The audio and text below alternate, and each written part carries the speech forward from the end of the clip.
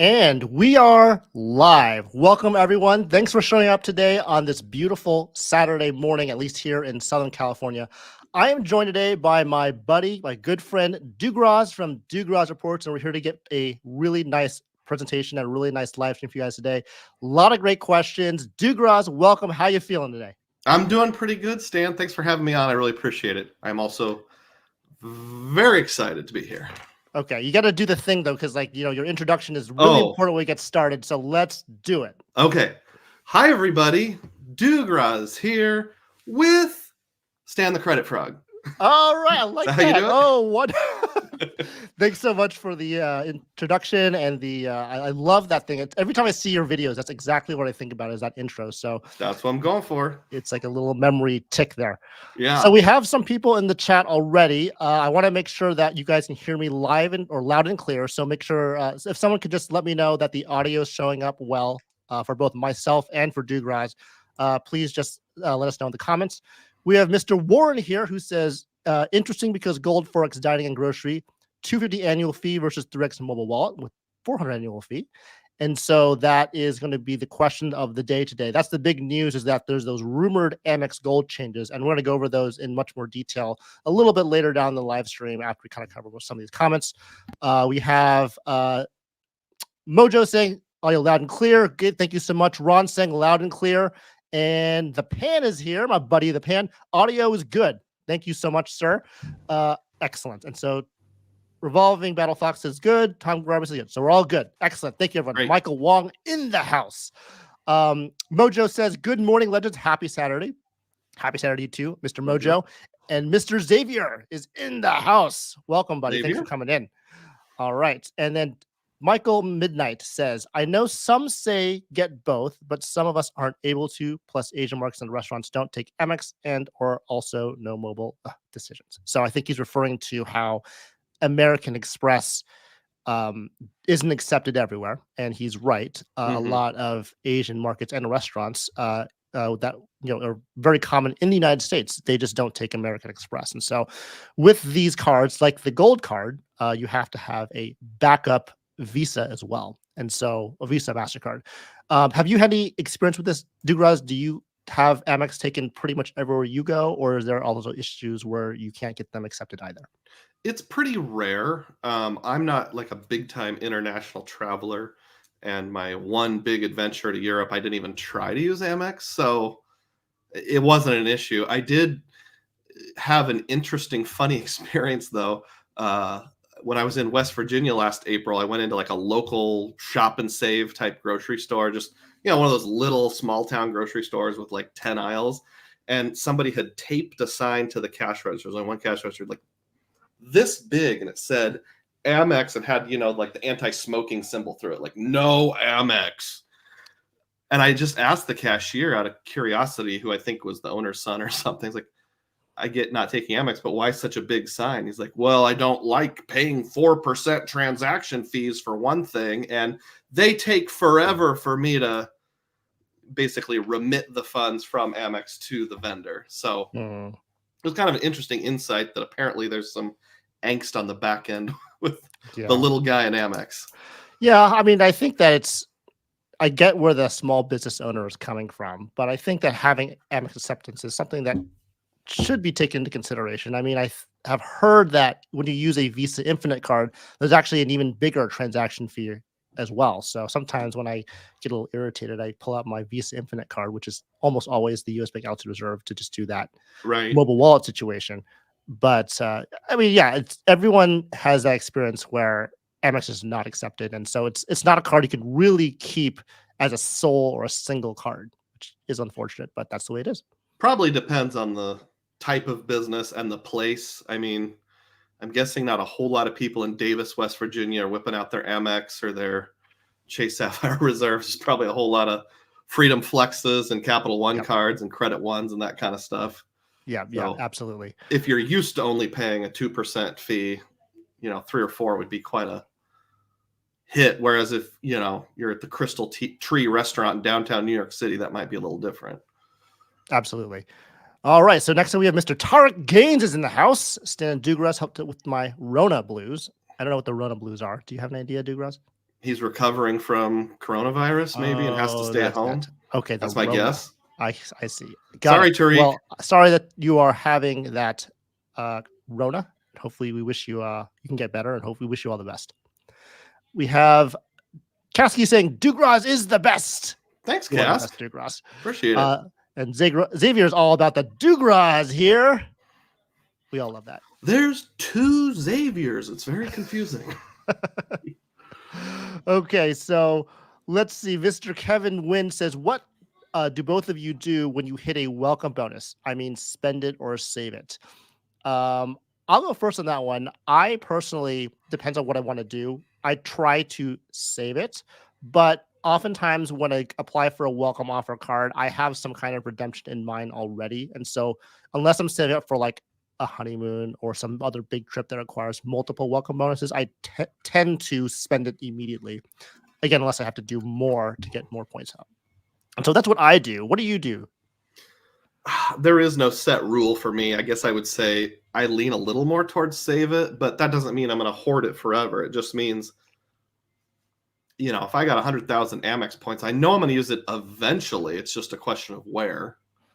So it kind of just goes in the bank. And then because I tend to take, I have a family of 4 and we do generally one big aspirational trip every year. If it doesn't get used right away, it will at some point. Right. One thing.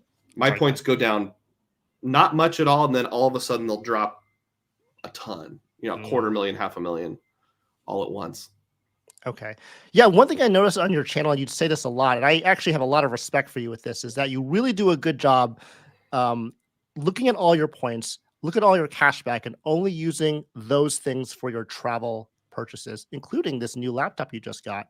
You're using all of that cash back or all those rewards and siloing them away from your actual spending from your family or from your primary job. And that's something that I don't do, which I probably should do more. But I think that's a really admirable thing. And I'm trying to work towards it being more like Dugroz in that respect. Well, and I've put some thought into this recently. It almost depends on what the goal is for you. And I know there's been discussion out there in the community for a while. Is the goal to get the best value possible, regardless of the raw dollar amount, cents per point? Or is the goal to hit as close to 0 as possible? And I don't think either is a wrong answer. It depends on where you are in life, your total household income. Do you have enough disposable income that you can say, I'm going to put $10,000 a year, $15,000 a year into my budgeted travel? And if that's the case, great. Probably getting high cents per point is a better goal. If your income's a little more average or lower, maybe it makes more sense to shoot towards the travel is free mindset, and also just what appeals to your personality. I don't think either one's wrong, but for me, I want travel to be free, not just free. Got it. And that's great. So I think we all can learn something from Dugroz here. So thanks for that. I think you're right. There is no wrong answer. It depends on where you are in life and kind of what your circumstances are. So Kasky says, absolutely going to get the white gold card to collect, get a retention offer, and then cancel after a year. And so, yeah, that's another thing I want to point out. We'll talk about that a little later on. But yeah, so there is that new white gold type of aesthetic on the new gold card, which is, from my perspective, very nice looking. I think it looks really, really good. What do you think? I haven't looked at it yet, so I have no idea. Okay. Sounds cool. Well, it looks, I think it looks really good. And so that's the one thing that I'm like sad about, because I did recently cancel my gold card. And by a gold card, I mean my rose gold card. But the gold card is something that I think is going to be changed. We all know that. We all have those rumors coming up. And so we're going to see what everyone thinks about that in just a few moments here. Sunmaster17 says, if the rumor changes come true, 424 credits for 325 annual fee, or 325 credit for 400 annual fee, which is the divide between the U.S. Bank Altitude Reserve versus the new proposed changes on the Amex Gold card. And I think people are looking at which card would be better for them, or would it be both? And so we can also discuss that too. But you're right. I mean, there's going to be a lot of good credits on the gold card if you can use all of them. and if you value them at face value, which I do not. That's true. Yeah, gotta like those dunks, right? Okay, so if I had to drive out of my way to go to Dunkin' Donuts for $7 a month, I am not crediting that as $7 in my mental math. That's true. I mean, I was at the end of the road for my gold card. I was doing $10 at Cheesecake Factory. It was on the way home from work, so it wasn't like terrible, but it was like, okay, I can kind of make that work. But to get like a coffee at Dunkin' Donuts for it's like I don't know if I would ever do that. And I don't drink coffee either, so there's that. Me neither. Jacob points and props in the house. Everyone say hi to Jacob. He's pumped for the live stream. Great content creator out here. He does really good work with traveling. He does a lot of traveling and knows how to redeem those points for good value. And so we've been talking a lot, and I hope that you guys are able to check out his channel and give him some love. All right. Agree. Canna Ballistic is saying something that all of us probably don't agree with, but he says that Amex needs to add more coupons. You know, more cowbell, right? Yeah. Yeah. Okay. Love the coupons. John McKinstry is here. Hey, Stan, Doug, everyone. Welcome, John McKinstry. Thanks for coming in. Gerald Alves. Hey, Doug and Stan. Good to see you, buddy. Gerald. Matt Clausen is in the house. Howdy, howdy. We do have I have a little part of my presentation that involves Matt Clausen, so that's going to be really fun to talk about. We'll be getting to the presentation portion of this. And David Williams in the house. Good morning. The Amex coupon book got worse. I would actually say that it didn't get worse because the Amex coupon book is the platinum card, but it did get bigger. The collection got bigger. So now you can really say that the gold card is a true full-fledged coupon book with multiple credits, with multiple types of durations. And so that's unfortunate, but yes, that's what we're going to talk about in a little bit. I don't know how to say this name, but I'll say Kwok Bao. I'm sorry if I butchered your name there. Credit burnout is real. And that's for sure. Definitely, both you and I, Dugroz, we talked about this earlier on before we started. We both have the same mindset. You know, we really think very similarly. Yeah. And I think for us, you know, I'm in my late 30s. I believe you're in your 40s. Mid 40s. Yeah. The thing about life is that when you get to like toward that age range, the complexity of life will find you. Sometimes it will find you even earlier than that. And so I remember when I was younger, it'd be fine to like multi-manage a bunch of different things, including things like credit cards. So if you want to get like 5% cards, that would be fine. But towards like later on, when there's more things in life going on, it's nice to do that. And you will actually have a better value total if you do 5% cashback cards. But do you really want to spend the time and energy and effort to manage all of them appropriately? And most people kind of that have a lot going on would rather spend their time doing something else, understanding that they don't want to just do a 2% card or like not do this at all. And so both you and I really do, I think, a good job trying to balance that simplicity versus complexity question, which of course involves the coupons and the burnout as well. Yeah, I would agree with that. I probably had a phase in my credit card career where I went a little too hard and then started feeling it. The problem is it's difficult to off-ramp once you've on-ramped, like, because then you have FOMO and like, oh, if I cancel this card, I might never get it back. And I have to wait till the end of the annual fee. And I have to make sure the credit posts to my account before I cancel. So canceling is harder than it seems. So I'm still kind of in that phase where I am actively simplifying. Easier said than done. Absolutely. All right. So Nicopoli says, I had an experience last week that MasterCard was not accepted, but Amex and Visa were. That's very interesting.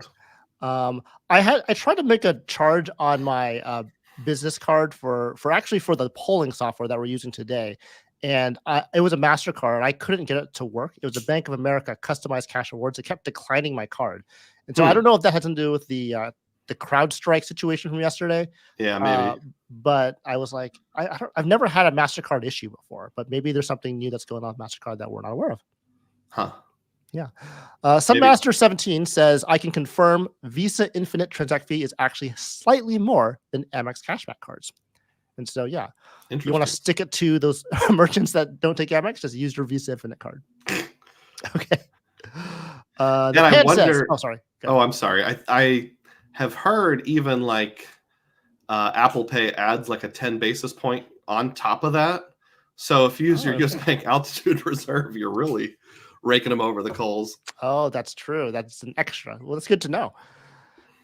All right. The pan says this info is from years ago, but I think the big deal is the time it takes to get their money. Visa Mastercard is the same day, whereas Amex is monthly, maybe longer. Okay, so I can see that. So there's like a net 30 situation with American Express, opposed to Visa Mastercard is pretty much the same day. So I think it may be more of a convenience and a money return situation.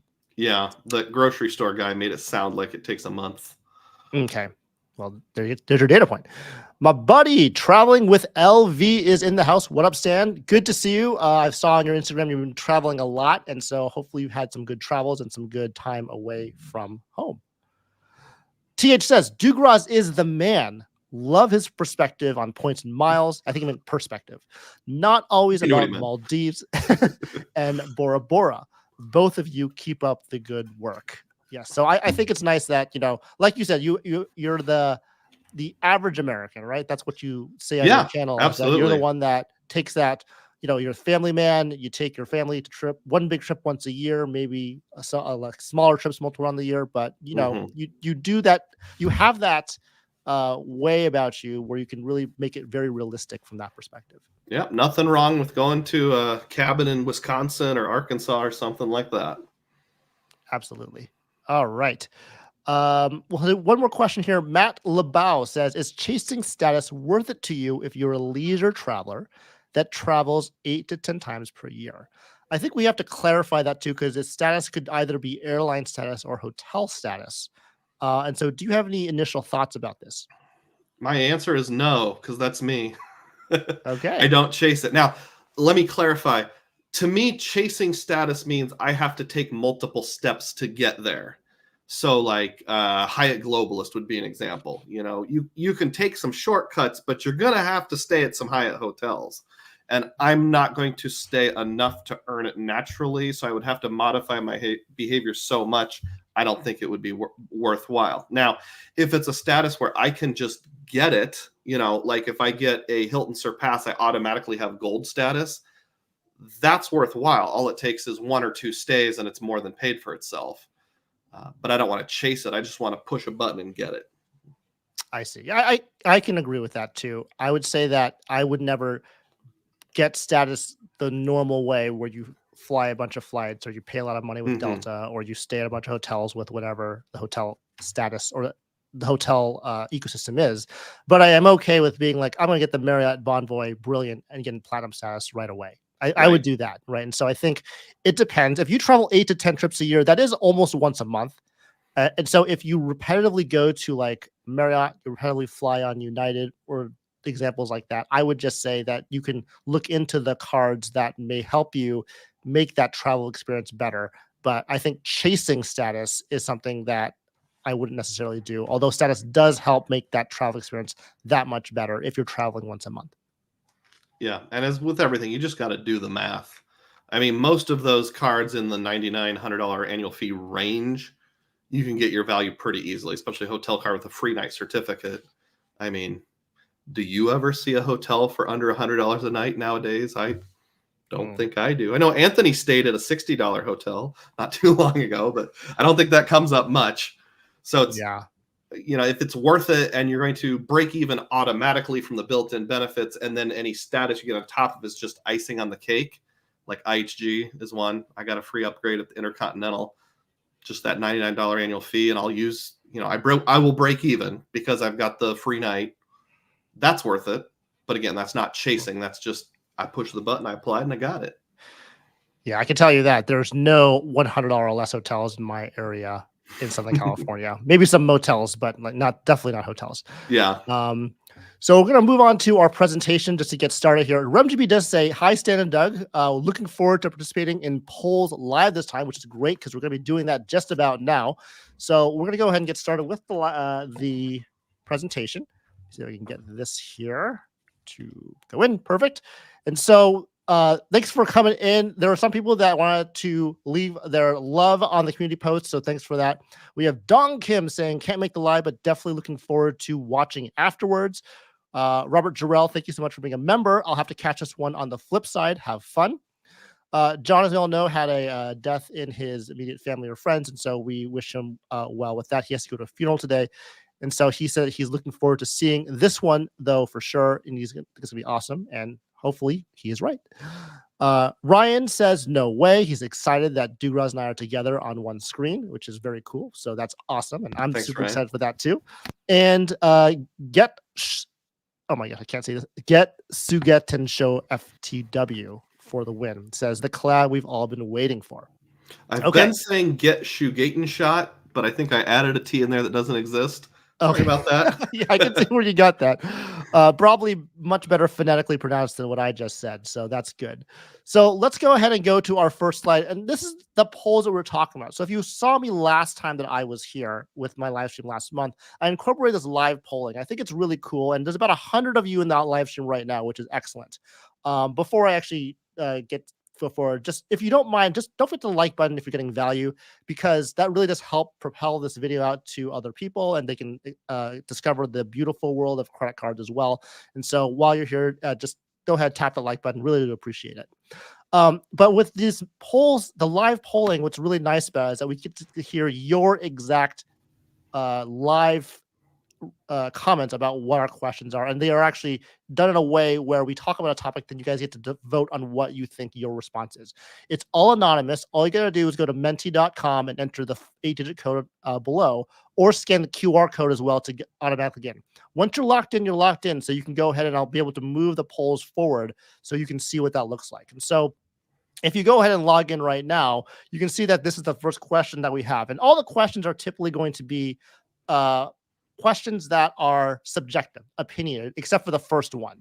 So the first question we have is, and you probably already know this unless you're living under a rock, what is the proposed new annual fee on the personal Amex Gold card?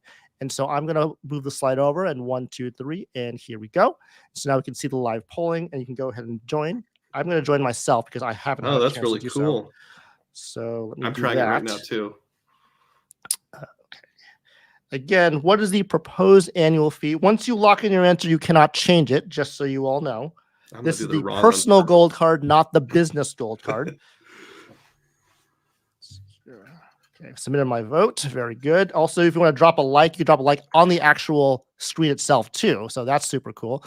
Okay, so it looks like we have a pretty clear winner, which is fine. The other questions will be more subjective, but this one is pretty, it's pretty objective because we are pretty much, you'll know what that annual fee is probably going to be. Obviously, subject to change. It's not something that, is for sure, but that would be, what we think it's going to be. And so I appreciate all the likes and love from everybody. We've got so far 15 for 325, which actually is going to be the correct answer. And so what we'll do is we're going to go back to here, and will we go here? So we'll go back here and we'll say, okay, so Jake B actually left a question last night, so we wasn't able to put a lot of graphics around it, but he has a bunch of them scattered throughout the presentation today because we were able to kind of do that. So his question, and this kind of relates to what we're going to talk about into, is with the closing of the Capital One Savor rewards card, which is the one that's $95 annual fee with the Forex categories, do you think they refresh it to compete with the US Bank Altitude Go, Wells Fargo Tune, or even Amex Gold, or do you think they just stick with the Savor one? And so I want to propose that question to you, Dugroz. Like, what do you think Capital One is going to be doing here? Do you think they're going to go ahead and refresh it to make it more competitive, or do you think they're going to just go ahead and just leave it out of the question, the competition entirely? Yeah, good question. I saw this last night, so I went and just refreshed my memory because I don't have either the Savor or Savor one. And I see that they've already pulled the Savor off of the website. I wasn't able to look it up on Capital One. Can you remind me which specific categories went from 3 to 4 when you went from the Savor one to the Savor? Yeah, so the chat, I'm not as familiar with this card as well, so if I get this wrong, please let me know. I believe it is 4x on groceries and 4x on dining and 4x on entertainment I think those are the categories that were 4x compared to the 3x categories on the Capital One Saver One card. Okay. I'm sure someone is going to jump in and correct us here, but see, I was thinking the 4x elevated ones were entertainment and dining, but not grocery. So I thought it stayed the same on grocery, whether you went Saver One or Saver, but that was just going from memory. Thank you, Matt Clausen, with the knowledge, of course. By the way, Matt Clausen made a really good video about this exact topic, so definitely check it out after this live stream if you can. But I was like reviewing that video, and he definitely made a lot of good points about how this could have been their opportunity to do that, but they didn't. But that's the actual categories: 4x dining, entertainment, 3x, and grocery. Okay. So now that we've gotten the rules of the road established, I can give my opinion. I think they're just going to roll with the Saver One. I don't think they're going to change anything. And if I look at the Saver One, it's 3% on dining, entertainment, streaming, and grocery, all for a no annual fee card. That's a solid card. I don't think they need to change it. And since we know you can backdoor your cash back into points if you have one of the venture cards,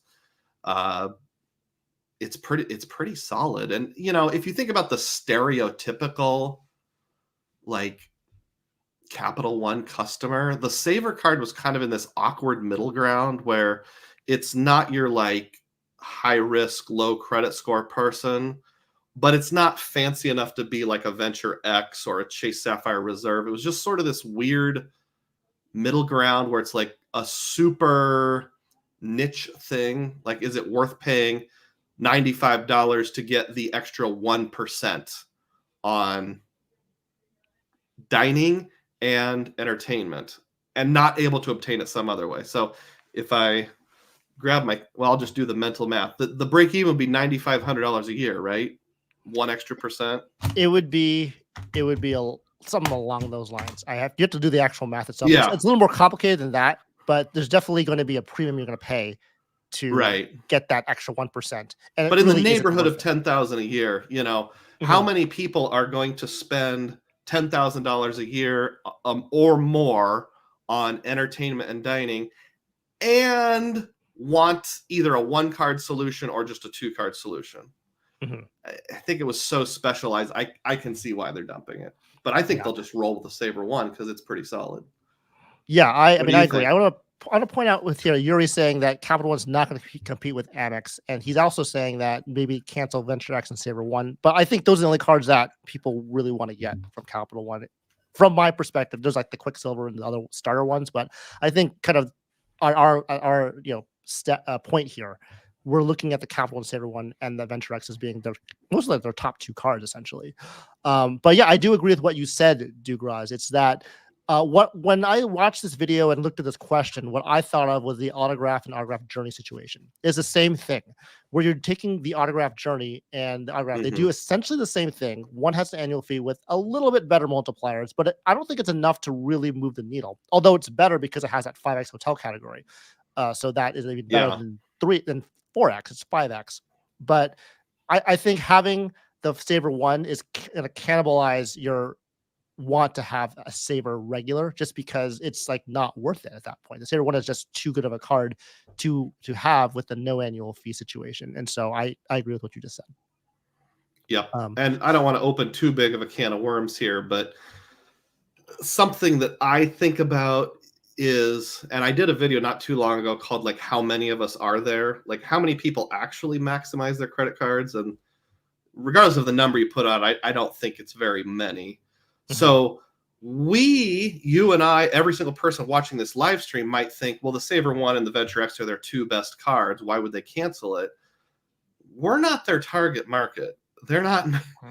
Maybe with the Venture One, kind of, sort of, because I'm sure they have backdoor deals in their portal where they make some money on that. But they want people that are not paying off their balance in full every month. So Capital One would probably love more people that get like, what's the watered down version of the Venture card? The Venture One, where you're making 1.25 cents per point. And, I think they even have like no rewards cards for people with bad credit. They would love more people like that.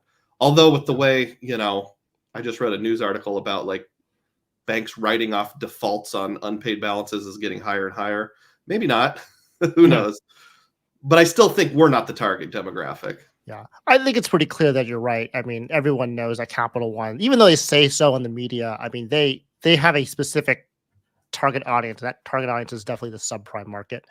And it's very clear because I believe they're the only ones that I'm familiar with on their application. They ask you specifically, do you think you'll carry a balance in your Right. credit card? And the answer always going to be yes, I am, even though you're not going to. Because like, why if you wouldn't know, it may actually influence the way that they accept your application or not. And so that's part of it too. And I'm just going from memory. I think that was an optional question, like, or there was a Mm, button you could click that's like prefer not to answer. And that's what I did. I just mm. didn't answer the question and they accepted me. Well, that's very good. I have no need to get any Capital One cards at this point. There's some that are very good, obviously, but just Hmm. because three hard pulls, don't really have them as a bank yet, and so it's just I don't know if I want to make my life more complex, as we talked about from Yeah. before. And for the sake of simplification, I'm actually considering gradually working my way out of Capital One. Yeah. There's just not a lot they offer that is unique or that I can't get elsewhere. Mhm. I agree. Okay, so that kind of brings us to our next question, which is specifically about what this live stream is probably going to be all about, and that's the thoughts on the new Amex Gold credit rumors, and we have them listed here on the side. I know Uncle Luke from Luke's Points of Miles made a great video, which I watched briefly right before this live stream, and CJ too, but CJ his video was like right before, so I didn't have time to watch it yet. But there's going to be a Hmm. lot of videos on this exact topic. I also make a video about it at some point when the actual refresh comes out because I want to use the actual like changes when I do my video on it. But we'll talk about it here in the live stream for the presumed predicted changes, which is probably going to be very accurate, just because a lot of sources that are accurate have posted it. And so, why don't we cover what they are, so everyone knows what they're all about? We all always talked about the 325 annual fee, which is the Hmm. increase of $75 from 250. There's a sign up offer of 60K points plus 20% back on restaurants up to $100. So the first $500 you spend on dining, you get cash back of 20%, which is nice. That will also help with that annual fee. Is The it option is it cash back or 20x points? It's probably going to be, well, I don't know if it's a statement credit or if it's a cashback. It's not clear. I would Okay. imagine it's a statement credit because that's what they've done in the past, but that's not to be confirmed Probably. quite yet. Yeah, because an Um, extra, if it were points, an extra 20x would put you at an 80,000 point functional bonus. Yeah. Mike Wong actually says, "Are people really going to get this car because it's going to be white?" I wish I had a picture of that because we didn't see it yet. You know, I mean, I really wish I kept it to get the white version, to be honest, and then cancel it right away. But it's just, I don't know if I want to. It's going to be a $325 collector item if I do that. And so, would I do that? Maybe. I don't know if it's going to be a limited time version versus a permanent like design version. If it's permanent, I'm not going to even bother. I'll just like wait until I just have more time to or more slots to do it. But I mean, I don't know if people will get it just because it's white. I know you probably wouldn't. I would not. You would not. Okay, just I've never gotten a credit card because of how it looks or feels. Is just not a thing for me. I mean, yep. who am I impressing? The drive-through guy at Burger King? Ooh, that's a nice card. Yes. I've literally had one person in the last 5 years ever comment on the card itself, and it Well, was. Gerald Alves says white not. So there's that. I like that. That's good. And then Wilfred Papaya says, yes, some people are getting it for the white version. Uh, there is some level of collectiveness to this because, I mean, I've done this before. I got the Delta 747 version Mhm. in 2023 when it was that black 747. There was a white version this year, but I just didn't have any 524 slots to burn to do that. So it is something that happens, and so I think it is part of the marketing, which I think it's nice to have different design options. But that's the white gold card. That's part of the new update and refresh. We also have the $7 monthly Dunkin' Donuts credit. We have a $50 semi-annual Resi credit. Restaurants that are 4x limited to $50,000 per year, or about $4,000 per month. Removing Milk Bar and Shake Shack from the food credit and adding Five Guys. $10 monthly Uber cash credit, which is same before. And then they also said $10 monthly Grubhub Shake Shack, but they said 2 points above that it's being removed. So maybe that was a typo or something. Maybe they meant like another vendor, but Shake Shack, it sounds like it's going away, and Five Guys is being put up. I think Five Guys was kind of what was another proposed change that wasn't on this exact list either. So maybe that's what the typo was. So those are the actual things that are going to be put on. Dugroz, remind me, do you have an Amex Gold card? I do not. We had, past tense, a gold card. It was in my wife's name, and about a year ago, we let that drop. Okay. About the same time everybody else started doing the same thing. Can you explain to everyone, like, what was your decision of why you canceled the gold card 1 year ago? So the first year, it was obviously worth it because of the sign-up bonus. It's always worth it in year one. And then the second year, they gave us a retention offer of some kind. I don't even remember what it was, but again, it made it worth it. And then it all comes back to that whole simplification thing. I don't want my life to be more complex that we discussed earlier. Yes, I live in the suburbs. I can drive to places that are on Uber Eats. I can drive to places that are on Grubhub and do a pickup and get my full value. But there was two things I found. One is, first of all, full value was rarely full value. I mean, we all know Grubhub marks prices up. So like there was a specific item at Pizza Hut. It was like a calzone, something like that, where if you just order it directly from Pizza Hut, it's like $8.50, but it was a little over $10 with Grubhub. So I'm not really getting my money's worth. And, I didn't have to change my behavior too much because it's not very far out of my way, but I had to make sure I did that every month. And then the same thing with Uber Eats. I don't live in a urban area, so I'm not naturally taking Uber, so I have to use Uber Eats every month. And when you factor those two credits in, if you give full value, it's about a break-even proposition. But I don't want to change my behavior to break even. I only want to change my behavior if I'm getting epic value. So I'm totally fine with getting 3x on my dining and groceries with something else, paying no annual fee and not having to jump through all those hoops. Yeah, I think a lot of us, including yourself, have started to realize that yes, there are statement credits on the gold card that have been helpful to reduce the effective annual fee, but there's so many 3x cards out there that have grocery category coverage as well as dining coverage that the juice is just really not worth the squeeze anymore. And now, so the gold card at this point is also becoming, like someone said before, more of a coupon book. And of course, Yuri comes into play saying that, yes, you can get 5x on dining and groceries, not both, but you can get on one category with the City Custom Cash, provided you spend $500 per month or less. Of course, having player two, you have two of those cards. You can then divide the two up between dining and groceries, but there's a lot of options other than the gold card that are just better because there's no annual fee. And someone else, like I said before, was saying that there's an increase in the coupon. I think it was David Williams said there's more of a coupon book now.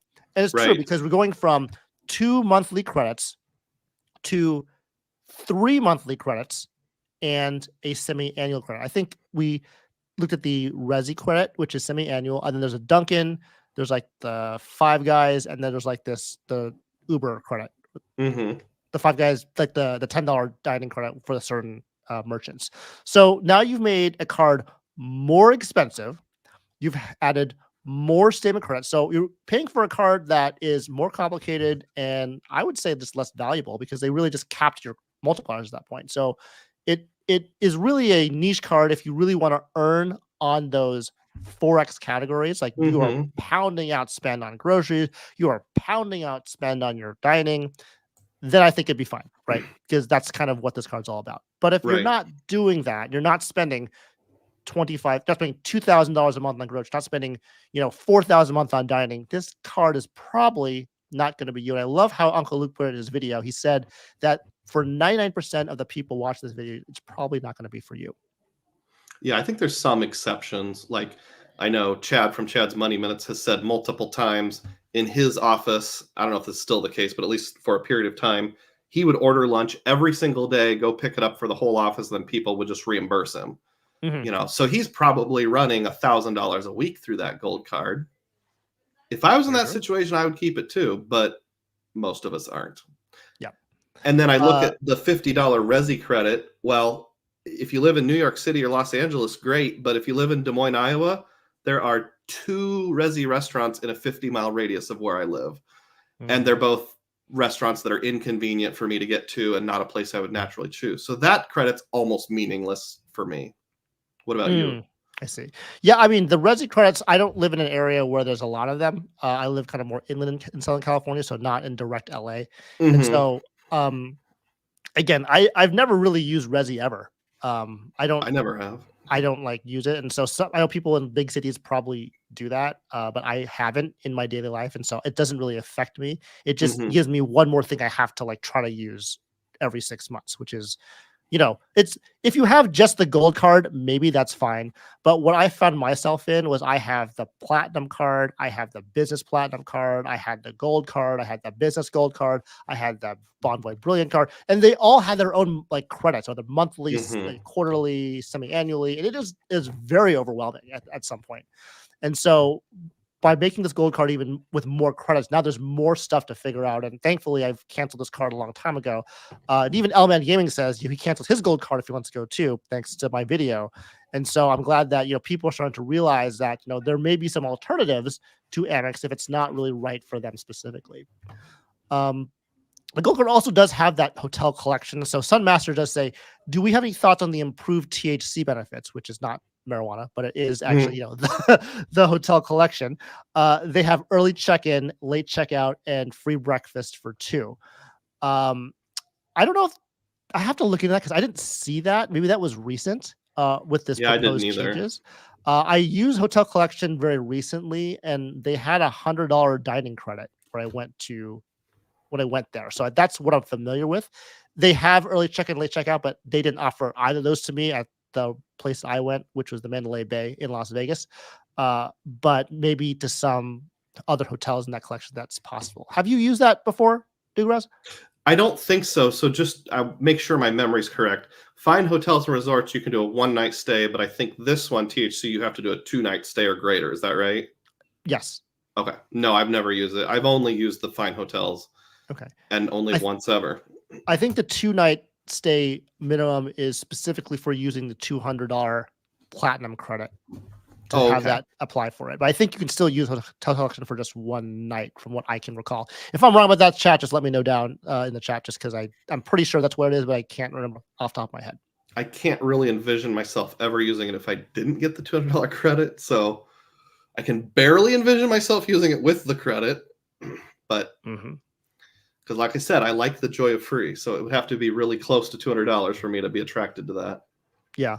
And then QC Man also brings up a really good question too, or statement. The Bonvoy dining credit doesn't seem that bad since you can use it basically anywhere. And he's right. I use the Bonvoy Brilliant credit anywhere because it's $25 dining. And that's going to be, I think, a long-term card for me just because it gets you that platinum elite status for Marriott, as well as that $85K for that award.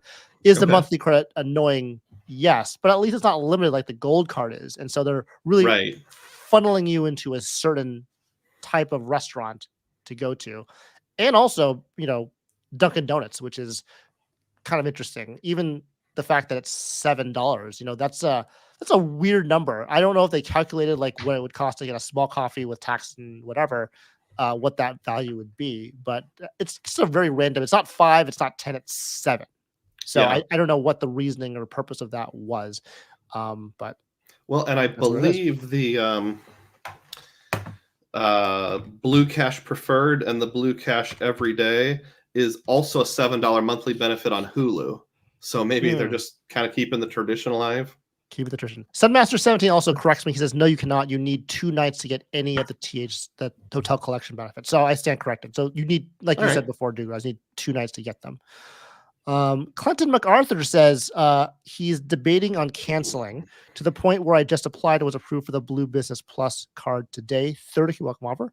Good job. Congratulations. That's a great offer. I think the Blue Business Plus is a must for everyone using American Express because it is the best no annual fee card that keeps your MR points alive, especially when we're talking about canceling all of these higher annual fee cards like the Gold and the Platinum card.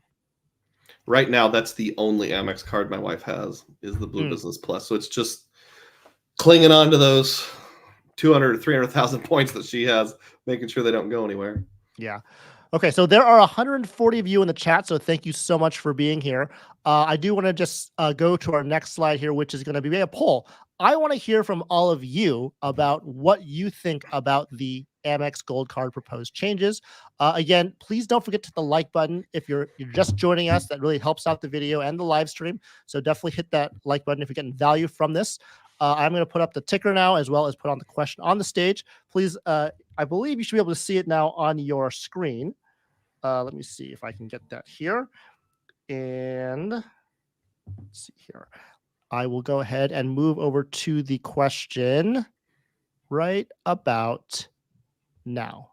Okay, so do you like the proposed card changes? Let me know. I somehow got logged out, so I got to try this again.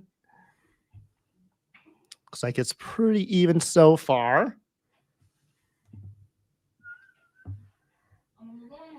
Here we go. All right. So again, to join, just go to menti.com and enter the 8-digit code, which is shown on the bottom of the screen as well as the top of the screen. And we can see how many people like these changes and how many people do not like these changes. And then, of course, you can drop a like on the actual presentation as well as onto the live stream itself. And so far, it looks like we're about 2/3 of the people say no. And there's actually a little bit of people that say yes. And so for those of you who would like to,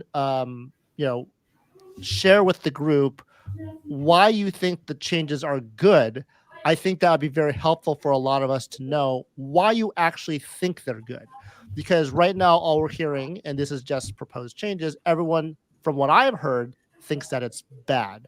And so that would be something to think about. But it's, again, it looks almost exactly 67% of no and 33% say yes. And so we'll probably leave it at that at this point. Thoughts on this, Dugroz? What do you think? It surprised me a little bit too. I thought it'd be about 90% no. Yeah. I see over in the comments someone, James Sahil, says, I'm a Grubhub and Dunkin' person. And I guess if you're someone that goes to Dunkin' Donuts every morning, Monday through Friday anyway, it would make sense. And if you use Grubhub a ton anyway, with any credit card, there's a use case out there. Maybe not any, but almost any credit card, there's a use case out there for someone that it works amazingly well for.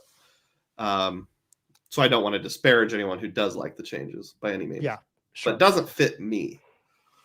David Vest says that the Resi credits are likely to be semi-annual instead of monthly. Yes, that's good. I know that I believe the Delta cards have it as a quarterly credit, if I remember correctly.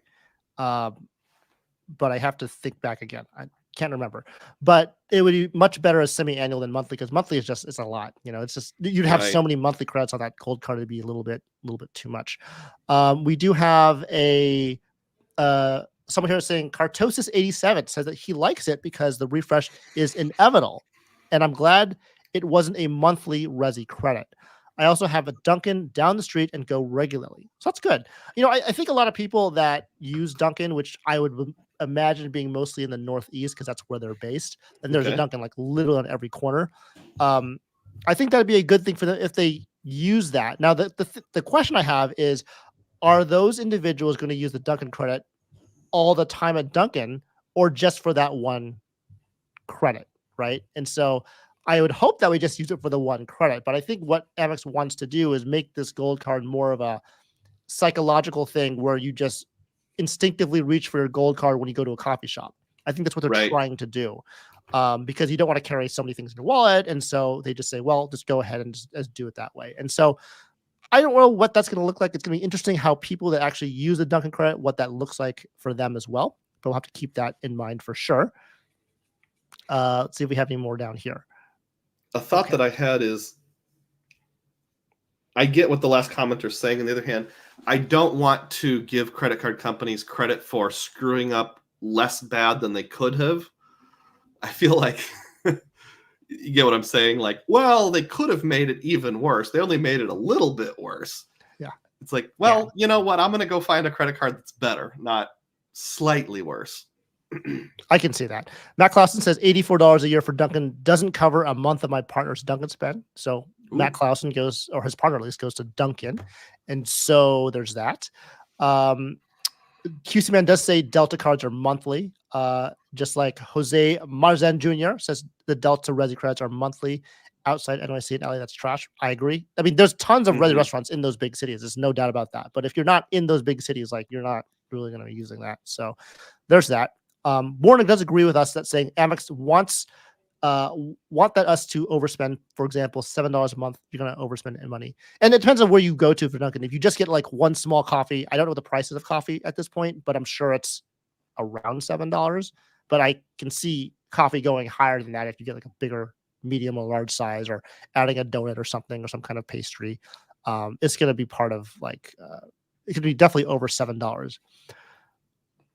What I would say, though, is that I think they're just targeting people that already go to Dunkin' for sure, because I don't think anyone in their right mind is going to go to Dunkin' just for $7 credit. They're trying to push people like us away that do that and say, we just want this to be a benefit for people that actually goes to Dunkin'. So, Sunmaster17 says he actually likes the changes as the credits on the gold finally exceed the annual fee. So it is no longer just a bare break even, but proper value. But Dugroz, you mentioned something earlier that I think is important to say. And that is that don't give full value if it's not really worth full value. Correct. So what do you mean by that? Well, there's two possible meanings. One is just the markup, and that happens more on third-party sites like Uber Eats or Grubhub, where, I gave an example one time of my favorite Mexican restaurant here in town. I went in once because I'd ordered on either Grubhub or Uber Eats, and they used to give me a bag of chips and salsa to go with my order for no additional charge, and they didn't give it to me. And when I asked, they basically said, yeah, because of the markup on Uber Eats, we can't afford to give free chips. If you order directly with us, we'll give you the free chips and salsa. But if you order through Uber Eats, we're not going to give you the free chips and salsa. So that's just a different way to tackle the $1, $2, $3 markup. So, if I have a $10 Uber Eats credit, but it only gets me a $7 taco, is it really a $10 credit or is it a $7 credit? So that's scenario number one. And then scenario number two is there was a video a long time ago by a YouTuber named Jake Bro. He doesn't even do credit cards now, but he used to. And he made a video called The Luxury Trap, where if we start altering our behavior to get credits and things like that, we're not really saving money. So if I used to stay at home and eat a ham sandwich every day, 30 days a month, and now I'm going to Dunkin' one day a month, and I'm going to Pizza Hut one day a month to use the Grubhub credit, and I'm going to Applebee's one day a month to use the Uber Eats credit, am I really saving money? Don't think I am. So that's what I mean. I see. Yeah. And that's absolutely right. I mean, I think even I'm guilty of altering my behavior because of wanting to use the credits. And I'm trying to do better about that and really cutting it down to where I'm really actually using the credits for things I already do. RemGB also says at least more credits than annual fees this time, kind of like what we had from the previous commenter. So if you value 75% for coupons, that saves more for effective fees. He's got a lot of Dunkin' Donuts in the Boston area. And he's right. Boston has so many Dunkin' Donuts. It's like unbelievable. There's like one on every street corner. It's like not even a joke. So there's that. Okay. So we're going to move on here. Thanks for humoring me with this. So it looks like totally 24-9. So that's a little more than 2/3, maybe like 75% say no, some like the gold card. And so there's going to be obviously a difference, but I think for the most part, none of us are really happy about these changes. And so the next thing we'll do is I'm going to move this back here, and then we're going to say break, but we just kind of talked about that with all the comments. So we'll just keep moving on here and go to our first question, which is kind of more towards the U.S. Bank Altitude Reserve. And so he asks, is a Capital One Venture X worth a 524 slot? And how do you like it compared with the U.S. Bank Altitude Reserve? We did talk about Capital One a little bit earlier in this live stream. I'm considering one of these after my Marriott business card, which he applied for, and he had a question about that, which we'll put in later on. But as someone who champions the U.S. Bank Altitude Reserve, like myself, Dugroz, and I think you also have had a Capital One Venture X, if I'm not mistaken. I still do. Yep, you still do. I have both. So you have both, which means that you're like the perfect person to ask about How do you use both of these cards together? Do you separate them out? Like, what is your strategy concerning these two cards specifically? Well, on the earning side, the altitude reserve is only used for mobile wallet. I don't use it for anything else. Um, I've never, as far as I remember, I've never booked travel through the altitude reserve portal. At least if I have, I don't remember it. So I'm not earning that way. And then a couple times a year, 2 or 3 times a year, one big-ish travel purchase, like a rental car, a hotel, or something like that to trigger the real-time reward. So that's the only thing I'm putting spend on. The Capital One Venture X, at times, sometimes, depending on where things fit in the economy, my wallet is my everything else card for our whole household, things that just don't fit in any other category.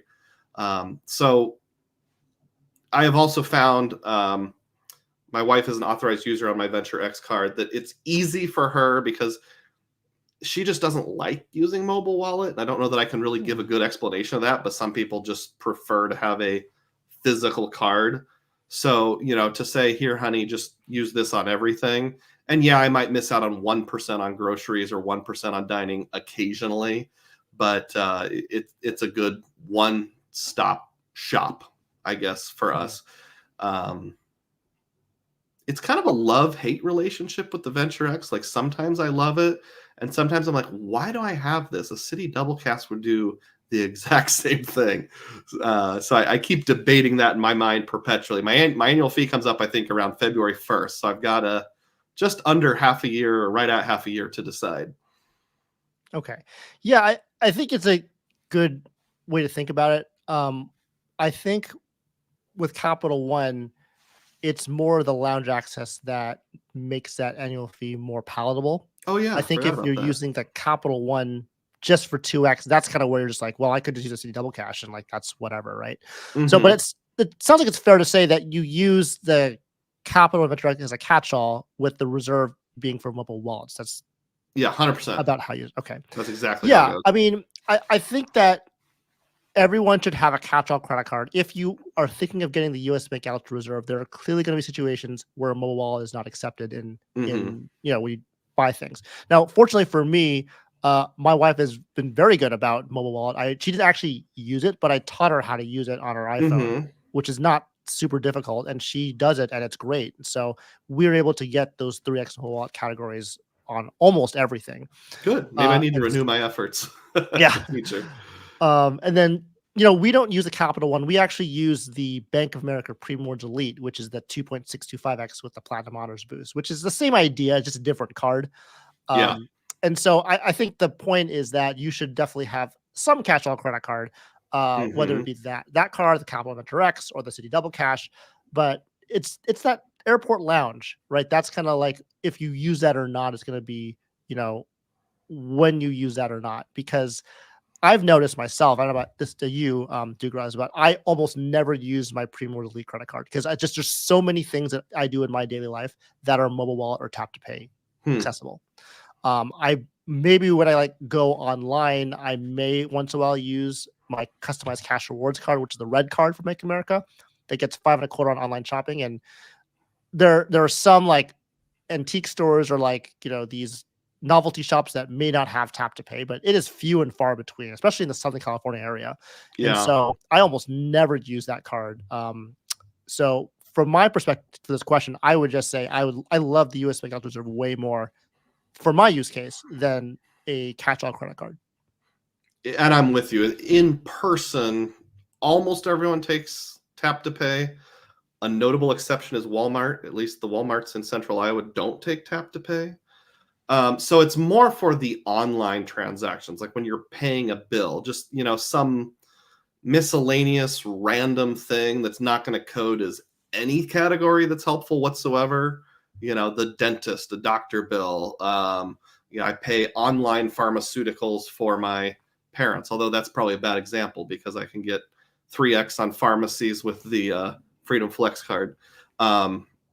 Just rando stuff, my kid's school bill, or I'm sure people could give 50,000 examples of things that don't code as anything useful whatsoever. There's just always going to be plenty of everything else. One of my sons is really into chess, so he has like an online chess membership. Well, that doesn't code as anything, so that's catch-all. The other son does a ninja gym, kind of like American Ninja Warrior, but it doesn't code as like the kind of gym like a workout gym, so I can't use my US Bank Cash Plus. So again, everything else, nonprofit organizations, everything else, that's where I'm using my Venture X 95% of the time is online. Okay. I do want to mention that RemGB does actually say, like Dugroz, I also have a Venture X, US Bank Ultra Reserve, and Chase Sapphire Reserve. Venture X is for Priority Pass. Ultra Reserve is for all in-person payments, including that 4.5x in mobile wallet, which he's talking about was the 1.5 real-time rewards, and for a Happy Player too.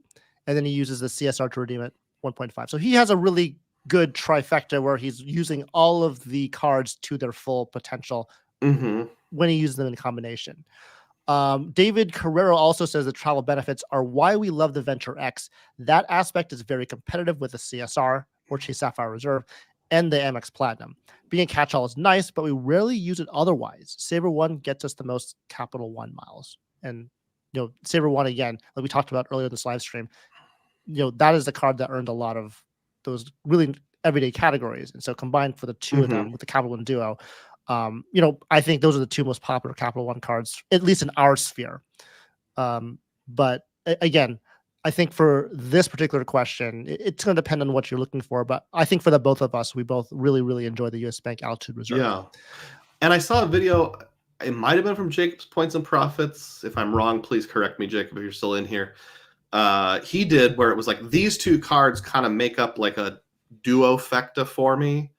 And if you don't have some other high-end luxury card like the CSR, that actually makes a ton of sense because with Capital One, you get your Capital One lounges, you get your Priority Pass lounges, and the way Capital One has it set up is the best possible way for a family of four because you get you and two guests, but then my wife gets a free authorized user card with their own Priority Pass. So functionally, if you have your kind of stereotypical mom, dad, and in theory up to four kids, they could all get lounge access with the Venture X. So for the with the family with kids, I think the Venture X really rocks it. The only reason I'm thinking about dropping is because I already have the CSR. I might be willing to pay the annual, not the annual fee, the authorized user fee on the CSR, which I think is $75. Yes, maybe 95, 75. Again, just for the sake of simplifying, getting out of one whole ecosystem. But I play in the Chase sandbox pretty hot and heavy. If I didn't play in the Chase sandbox very much, I would absolutely keep this two card setup because the Capital One, you're at least breaking even with that portal credit plus the 10,000 free points they just throw at you every year. All right. Great recommendation, Dugroz. It's now at the top of the hour. A couple things here. First of all, don't forget to hit the like button if you're getting value. It really does help out the channel. And if you are just stopping by, just go hit that like button. Would really appreciate that. I know, Dugroz, that you typically take a little bit of a break after an hour. Did you want to take that now? Now seems like a good time, yeah. Okay. It's actually convenient, so we'll kind of remove you from the chat at this point and go back to our thing here. And he's going to sneak away. And so what I'll do is I will answer this question that Dalton put up just while Dugroz is away for a couple of minutes here. He actually asked me, hey, Stan, just booked a Marriott room for a trip I'm taking in November. Before I finished booking, I got an offer to apply for a Chase card. It's the Bold at $75K plus a free night, which is elevated from the original $60K plus a free night. Boundless for free night and $30K. Or a bountiful at $90K. He asked me specifically, what would you go for or would you pass? And so the first thing I would do is clearly look at your Chase 524 status, make sure that you're under Chase 524 for maximum chances of success. The second thing I would do is I would look at any of your American Express cards and make sure that you haven't had a brilliant bevy or business in the last 24 months, because you don't want to be in a situation where you are offered these welcome offers, but because of some terms and conditions situation, you won't be able to get them because you have that Chase versus Amex 24-month rule. It's also important to know that with these offers, if they have a way for you to check the terms and conditions, just check them, because maybe that's not going to be applicable to these specialized offers that were targeted to you. So just look at that. But assuming that they are, those are the standard things I would look for. Now, in terms of the type of card I would get, it really is going to depend what the free night rewards are valued at. I would imagine it is a 35K free night award, but I can't remember top of my head if that's a standard or not. That typically is what is coming on the bound list in general. I personally wouldn't go for the Bountiful just as a card in general. I think that it's not a worthwhile card for most people. I also want to point out that you can only have one bold, one boundless, or one bountiful, and you can't have all three. So you have to choose the one that is the best for you. So, of course, the welcome offer will be part of that conversation, but also if you think it'd be a good long-term card, that'd be another situation. I personally am a big fan of the Bond Boy Boundless. I'll go to this more on later on the live stream as well. But the Boundless is a great long-term card because of that automatic annual anniversary night. And the 4 free nights plus 30K isn't like bad. I mean, you're losing maybe 5K off of the top from the 5th free night on that offer. So that's something to think about. If you feel like you really need one right now, the Bold is a good one just because it's got 75K, so it's 15K more points. So if you want to go to Bold first, that's reasonable. It's a good, reasonable offer. That's pretty good. But I would say that if I were to choose between the three, Boundless would be the way to go. I just want to make sure that there's no comments about that, which there's not. So Dugroz is back. So Dugroz, I was just talking about this question he asked about All right. Marriott cards. I don't know if you have any Marriott cards yourself. I do not. I haven't played in the Marriott ecosystem Okay. at all. And it's not like I have a philosophical opposition to Marriott, but when I first got into the points on miles game, I kind of thought to myself, I can't afford to specialize in every single hotel, so I kind of need to just pick one or two and roll with it. And Marriott was not one of the ones that I picked, but I'm open to being convinced. Okay. Yeah, I mean, that's fine. I know you have a lot of choice options, a lot of IHG options, so that's already plenty enough for someone like you who travels the way that you do. And so let's go back to our slides here. We want to continue our conversation on the U.S. Bank Altitude Reserve, and my boy Jacob Points of Profit did ask us a nice question, and it's really to a good audience here, just because we have Dugroz in the house who loves the U.S. Bank Altitude Reserve just like myself. And here's the question: if I wanted to start my relationship with the U.S. Bank, should I apply for the triple cash business card with a $750 welcome bonus in December of this year if my hard inquiries will look like 06, 112, or 624? He has no personal, business, or checking accounts with U.S. Bank, and he doesn't know if he wants to open one before December due to earning bank account bonuses elsewhere at the moment. And then he says, thanks for your help. And so if you were Jacob Dugroz, what would you recommend he do to start a relationship with U.S. Bank, if you would recommend that at all? Yeah. First of all, I think I need to print a retraction here. I think I said before our break that Jacob did a video about the U.S. Bank Altitude Reserve. Obviously, if he's asking about starting a relationship, he didn't have the Altitude Reserve. So clearly I was thinking of some other content creator. It might have been Josh Giebel. I apologize. To the question itself. So Stan and I talked about this just a tiny bit off air. My concern is that applying for the triple cash business card won't really get a relationship going for you with US Bank in the way that you're thinking, because I've had both personal and business cards with US Bank and a personal checking account for years and years and years. It seems like they draw a pretty thick black line between the personal side and the business side. So even if you're using your own social security number to apply, my theory is they wouldn't really look at whatever their algorithm is that says how good of a customer is Jacob. My speculation is it doesn't pull in your business relationship at all. For example, I have one login for my personal, one login for my State Farm business card, I used to have this card, Triple Cash. I had a separate login for it. And yes, you can call them and they can set it up so that you can see the other cards in your personal login. But it really seems like there's a thick wall between the business side and the personal side. So my feeling would be, if you want to establish a relationship, I would go for like a personal checking account or a CD, maybe a personal credit card, but I would actually do either the checking account or CD first, is my leaning. What do you think, Stan? Yeah, I agree. I think that if you start with the Triple Cash card, which by the way is a very good business card, It's with the solid. 3% cash back, it's no annual fee. Um, I agree with you. I don't think a business card is the best. I know that we try to do that to guard it and not add to Chase 524, but I don't think it's really going to add any value for your relationship with the US Bank. It may add some value for you for your overall credit card setup, which is great. Mhm. But I think for the purposes of getting a relationship, that's not going to be the way. I think a better card to do that, if you want to go the credit card route, is going to be the US Bank Cash Plus, because this is one of those 5% cards that covers, those categories that are not necessarily as well covered on other credit cards. So you can see this one has home utilities. It's got, other things like, the electronic stores. They've got some furniture clubs, movie theaters, transit. There's a lot of great categories that are 5% on the Cash Plus that may be a better option to start your relationship with the US Bank if you want to do that through the credit card side.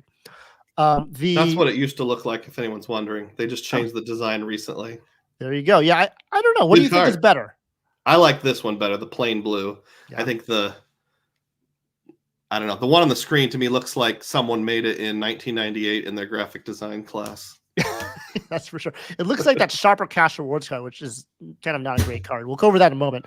But like we said, checking is the golden, or the not golden. It's the gold standard of how to get a relationship with the US Bank. And as of right now, there is a checking account bonus. I did do this last year to prepare for my US Bank Ultra Reserve application, which by the way is not required. It just has, there's been data points that have shown in the past that the likelihood of getting the card is higher if you get a checking account first. Although there are also plenty of data points that show that you can get US Bank Ultra Reserve straight off the bat with no problems either. So it's up to you. From my perspective, you have to look at how you can get this bank account bonus too, because that is also important. US Bank is nice because you can actually use ACH transfers. And so they say it's direct deposit, but I have used specifically an ACH transfer from my Ally bank account to this bank account, and that qualified as a direct deposit. And so I was able to get that actually from the I get the actual bank account bonus by doing that without changing my direct deposit, which for me is actually very complicated. So I don't want to do that. I don't have any access to that. And so I have to make sure I can do this with the ACH transfer. We have a $5 super chat from Mr. John. John, welcome. Thank you so much for joining. You didn't have to come in so early if you didn't have to, but he said he just got home from his time with family and his funeral. Time to relax. Two of my favorite credit card creators together. Let's go. Thank you so much, John. We will appreciate your support, and thank you so much for the super chat. We again really appreciate it. Good to see you, John. And hopefully everything is well with you and your family. Absolutely. One other thing I want to mention too is that the US Bank CDs are pretty competitive. A 7-month CD right now is a 4.55% APY. It's not bad. And so that is another way to get a relationship started. A lot of people have told me that if you are not able to get a checking account because you are, quote, geofenced, or you're not in a state that has US Bank, you can actually apply for a CD and get that relationship in first, get it in that way. And then you can be able to get that relationship actually, if you want to do that way. So there's that. So that is for the US Bank situation. I do want to ask the audience though about this. So we're here to our next poll. And so the question on that poll is going to be, excuse me if I have not changed a slide yet. How would you start building a relationship with the US Bank? If you were in Jacob's shoes and you had an option to build a relationship, what would you do based on the options we just talked about? I think that's going to be a very interesting thing to look at. And so go ahead and type the like button there, and I'm going to move it over. And here we go. This is the live stream here. We're going to put that over here. Of course, if you want to join and you want to vote live, we do have this banner here where you can join menti.com and use code that 8-digit code on the bottom to join, and we'll see what people would prefer to do, if anything. So far, it looks pretty even, although I would say that no one is going the business route, which I think is kind of what you and I both discussed, Dugroz, which is good. I think we were influential there. Yeah. Yeah, which is very, very good. Again, this is just what you guys would think you're doing. There's 130 of you now in the chat. I know that not all of you are going to participate in the live polling, but if you want to have your voice heard anonymously, this is a great way to do that, and really, give Jacob that answer he really needs to figure out what he wants to do. I know that he's really big on guarding his Chase 524, so that's definitely important. But like we said, Seabass, who is also a member, thank you so much for being a member, by the way. He lives in the Dallas-Fort Worth area. He does not have access to the checking account. So like we mentioned earlier, CD is actually a way to do it. You can call in, ask for a CD, and they can probably open one up for you and have that be good. Yeah. All right. Cartosis is in the house too. He says he chose chose a personal credit card because that's how I did it. Okay, great. Of course, we all have different ways of doing it. I did it with a checking account.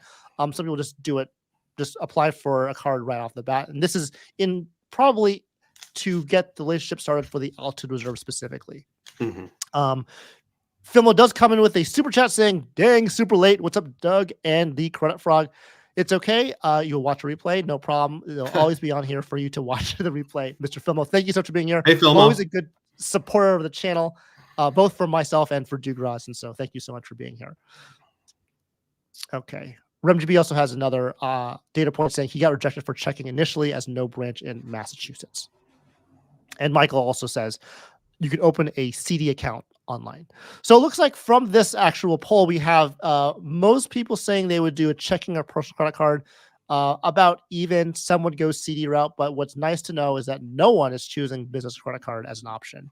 Because I think, Dugroz, you're right. It's not going to be something that they'll take into consideration when it comes to a U.S. bank relationship. That's my feeling, yeah. Okay. And I think that CD option for people that live, that CD option for people that live outside the U.S. bank footprint is a really good option too. I mean, I haven't looked into it, but I'm assuming it's probably like $1,000 minimum. Probably you can get like a 3-month CD. So drop in $1,000 for 3 months. I know that might be easier said than done, but it's at least an option. Absolutely. All right. So let's kind of move on from that. And so the next question we have is from Mr. Vincent. And Vincent asks, how do you handle FOMO when it comes to credit cards and the related opportunity cost? Well, FOMO being, of course, fear of missing out. Mm-hmm. So his example is you would lose Centurion Lounge access when you cancel your only Amex Platinum card to avoid the high annual fee. Or you want to simplify your setup when you use a Citi Double Cash for everything, even knowing that the Freedom Flex will earn 5% back on a particular transaction. So we'll kind of break this question into two different parts. And so the first thing is going to go about with the lounge access portion of this. And so I'm actually very curious about this, about lounge access, since it's a big topic in the credit card world as well as a travel world. And so I want to know first, before we even get started, what exactly do you guys think about airport lounges? And specifically, the question is going to be, what is your favorite airport lounge ecosystem? And choose one of them, okay? Knowing that the Chase Sapphire lounges are Priority Pass lounges, just separate that for a moment, because I know that technically that's what it is, but they are going to be different in this poll. And so let's go ahead and take a look at that. So I'm going to switch on over to that screen here. And again, if you want to tap the like button, you're welcome to do so. And we'll go to that live polling now. So in your opinion, what is your favorite airport lounge ecosystem? Again, knowing that the Chase Sapphire lounges are technically Priority Pass lounges, because there has to be one that people like more. Maybe there's kind of the same, equal thought of which is better, which one's worse. It's a very general question. There's many reasons why you would like it more than less. And so I just want to know, just off the top of everyone's head, what is their favorite ecosystem of lounges? And of course, it looks like we have about 10 votes, 11 votes so far. But it looks fairly even. Capital One, surprisingly, being a little bit behind here with only 1 vote. But for the most part, people seem to like Centurion, Chase, and Priority Pass. I did, and Manuel did say I did leave it out. I did actually leave it out. I just didn't want to make it too overwhelming for all the different types of lounges. United, Delta, and like AA. I understand that, but we're trying to look for things like from the credit cards only. Like, what lounges do you like from that? No, understand that United clubs are great cards, or sorry, great lounges. And so looks like, again, still very even. We've got 5-5-5 all across the board with one capital one. And so that's just a very interesting thing to see in terms of what people think. So it's all pretty even. And I think we all can agree that we like the lounges when they're open and they're not full, and you can get into them, as that's been a very big problem as of late. And so as I was taking this poll, I was torn. I don't know if anyone else is experiencing this, because how do you apply that word favorite? Because there's the hypothetical favorite, which, like if one just magically appeared in every airport, I would probably pick either Sapphire or Capital One. But realistically, since I live in a small market airport in Des Moines, Iowa that has no lounge whatsoever, and I'm frequently flying to places like, Pittsburgh or Norfolk, Virginia, that aren't the real big airports necessarily, I voted for Priority Pass because that's what's going to be available most often. I went to a Priority Pass in Charlotte Douglas, North Carolina, and it was meh. It was okay, but it was a whole lot better than waiting in the terminal, but it was my only option. So does that make it my favorite? Well, depends how you look at it. Yeah, I guess that's true. I mean, like you said, it's basically what you think is going to be close to where you are. And so, like, we're talking about, there's a number of options when it comes to airport lounges. Of course, there's Centurion, the Sapphire Lounge by the club, and Capital One lounges. And so I kind of want to hear from you, though, Dugroz. What do you think about airport lounges? You kind of put this slide up here to explain it. I can explain it. Okay, so on my channel, I sometimes talk about my split personality. There's two different travelers that live inside of me.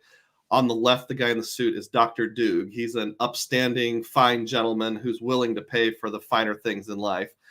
And when you think about FOMO, he's going to want all the lounges. So I'm going to keep that Amex Business Platinum card just in case it gets me into the Centurion Lounge someday, even if I have to drop $595 on it or whatever the current annual fee is.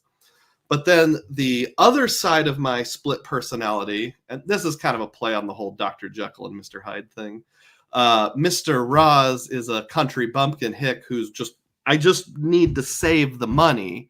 And of course, if I'm only flying 5 or so times a year, if I get lounge access 2 of the times and don't 3 of the times, is it really changing my life that much? I mean, how often do you take a trip and you're like, oh man, remember that trip I took to XYZ 2 years ago? That airport lounge was great. Oh no, you're thinking about the landmarks, the memories you made, and those kind of things. So Mr. Roz is out there in the terminal with Adam's kids just slumming it. So I have this debate in my mind, and I did end up letting my my last platinum card go, which was the business platinum. So right now I don't have Centurion access, and there was one airport, I don't remember when I went to, where that was the only lounge available, and I was like, actually, no, I think it was Charlotte Douglas. I think they had a Centurion and a Priority Pass, and that was it. Of course, I couldn't get into the Centurion, even though it was the nicer of the two. But I'm like, did my life change that badly? No. It would be different if I was a business traveler traveling all the time. What's your take on it? Well, I think you bring up a very good point here, which is, as we move forward in time, there are more and more lounges opening from different ecosystems. Like we saw on the previous slide, there's a lot. There used to be just Centurion lounges and Priority Pass lounges, but now we have Sapphire lounges. Now we have Capital One lounges, and these have been coming up in the past even like 2-3 years. So these are very new, even though we talk about them all the time.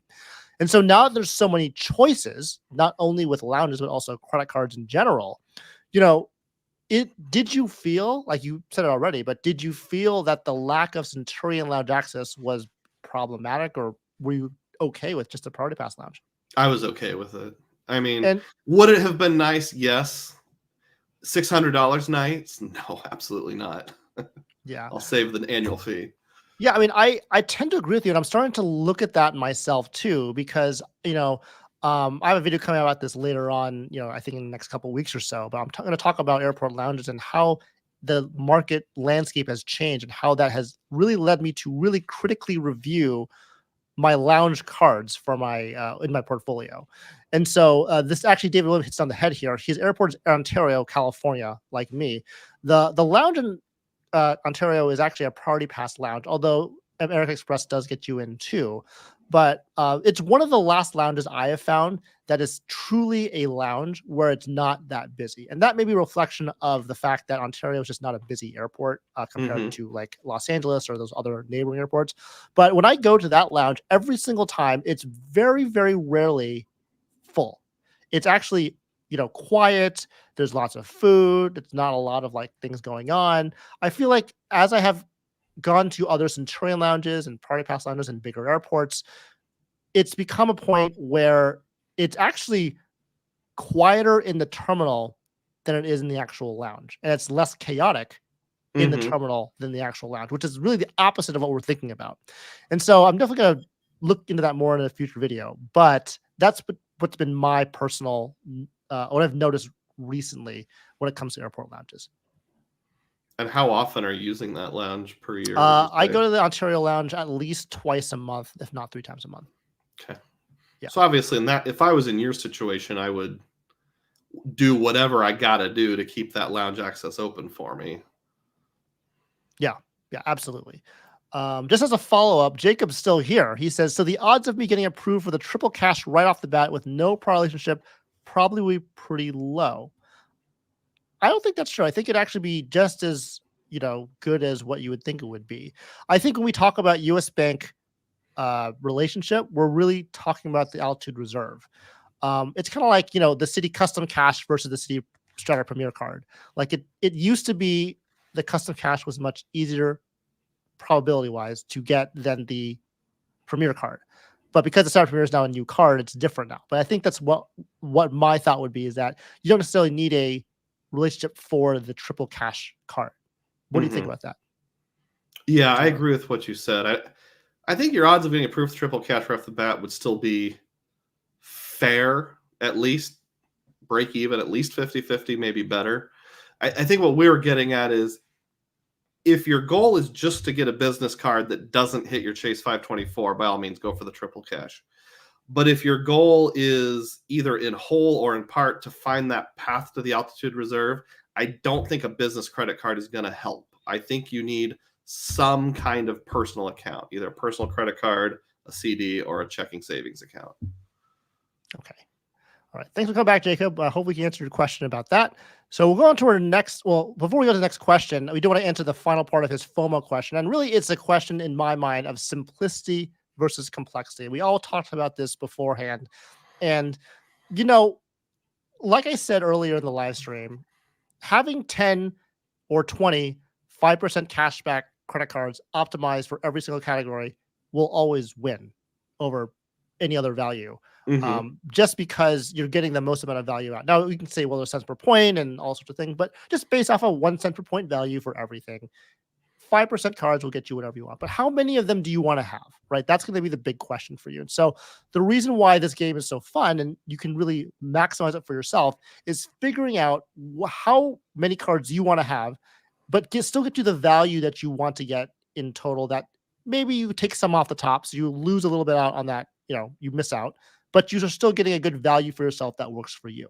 Mm-hmm. And so that's why the US Balance Reserve has been one of the best cards for me because it literally covers almost everything I spend money on. And that may not be the same case for you, but I feel that if you can find a credit card setup that works for you, that has as little as cards as possible, it's okay to like lose out on that, perspective value if it makes your life easier and better in the end. Yeah, I'm actually constantly debating this very topic within myself. Of the 5% cards you put in the screen, I currently have 3 out of the 5: the Freedom Flex, the City Custom Cash, and the US Bank Cash Plus. I have in the past had the Discover card and the Prime Visa, but I don't right now. Um, Yeah, so I think that's a question worth asking. I actually watched a video not too long ago from a channel that was new to me. It's called All the Hacks, and I don't know the name of the host on that channel, but in the video, he said something along the lines of, my conclusion is for my everyday spend, I'm going to probably try to keep it to maybe 3 to 5 cards max. And then 2, 3, 4 times a year, I'm just going to go for a big fish, some great big sign up bonus and try to nail it that way. And I thought, maybe I should do that. Just pick like my 5 favorite cards for everyday spend, maybe even just pick one ecosystem. City's a good one for that. And then just hit it hard on everything else. What I mean by hit it hard on everything else is like, I don't really need an everything else card because it's whatever card I'm working on the sign up bonus for. That's what I'm trying to say. Yeah. And so having that also incorporated into your regular core credit card setup is also a really good thing to do too, if you're in the position where you're always getting a new welcome offer card, because that again is going to be even better than those 5% cards that you have right as a setup. And there is something about like a diminishing returns in this game. The more cards you add, the smaller those gains are. Like if I had a card that let's just say for the sake of illustration, I picked up a card that gives 4% cash back on home improvement stores like Menards, Lowe's, Home Depot, that kind of thing. Is that better than,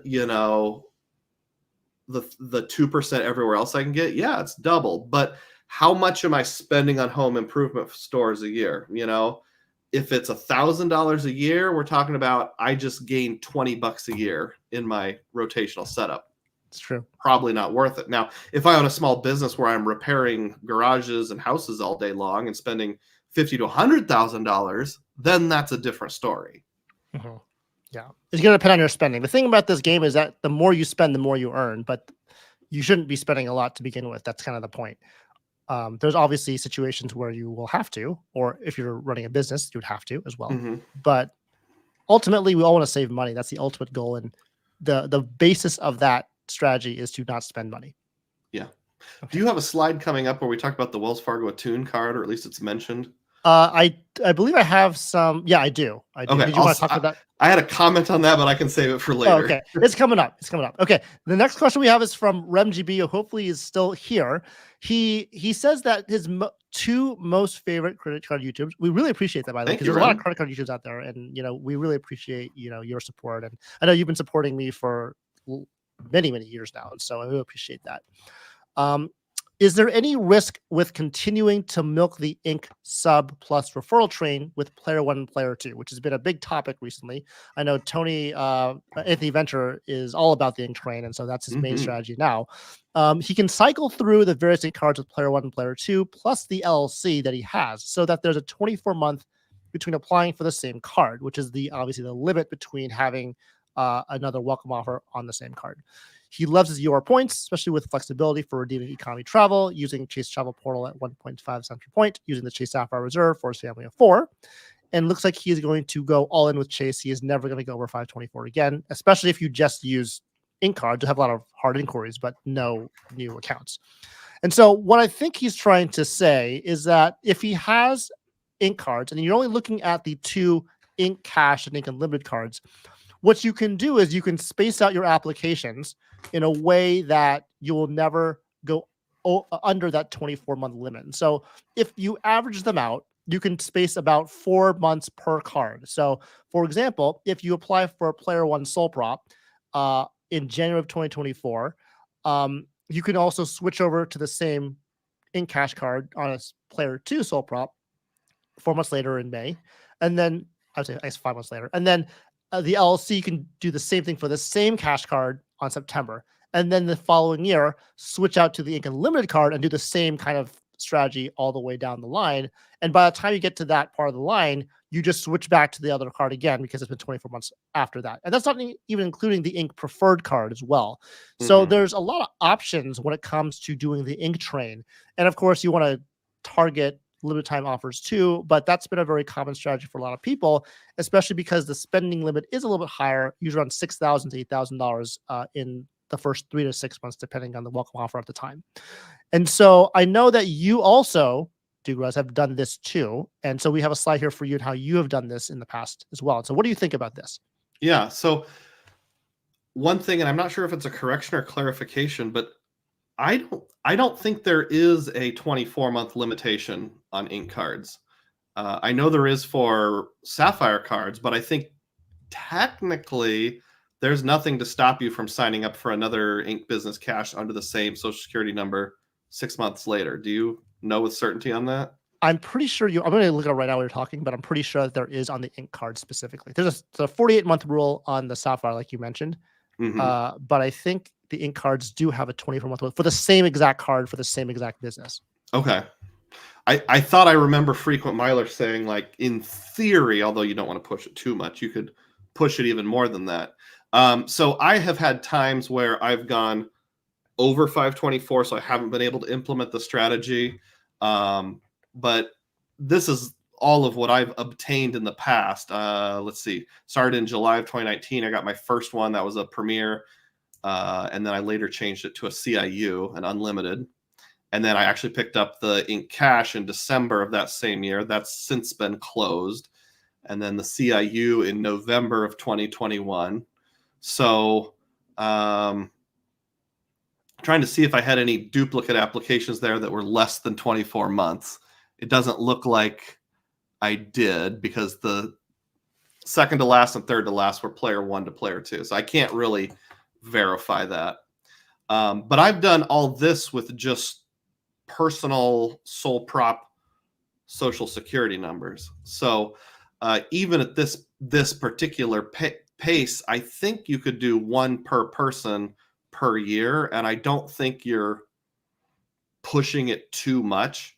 You know, if you don't want to go out and get an LLC or an EIN or anything like that, if you just are in 2-player mode and you want to stick with the sole prop, I think one per person per year would be easily doable, and you could just, you know, alternate. So for me, I could do my Ink Unlimited this year and my Ink Cash next year, and then just keep alternating that. And you're always putting 24 months between it, whether it's a hard rule or an informal rule, either way.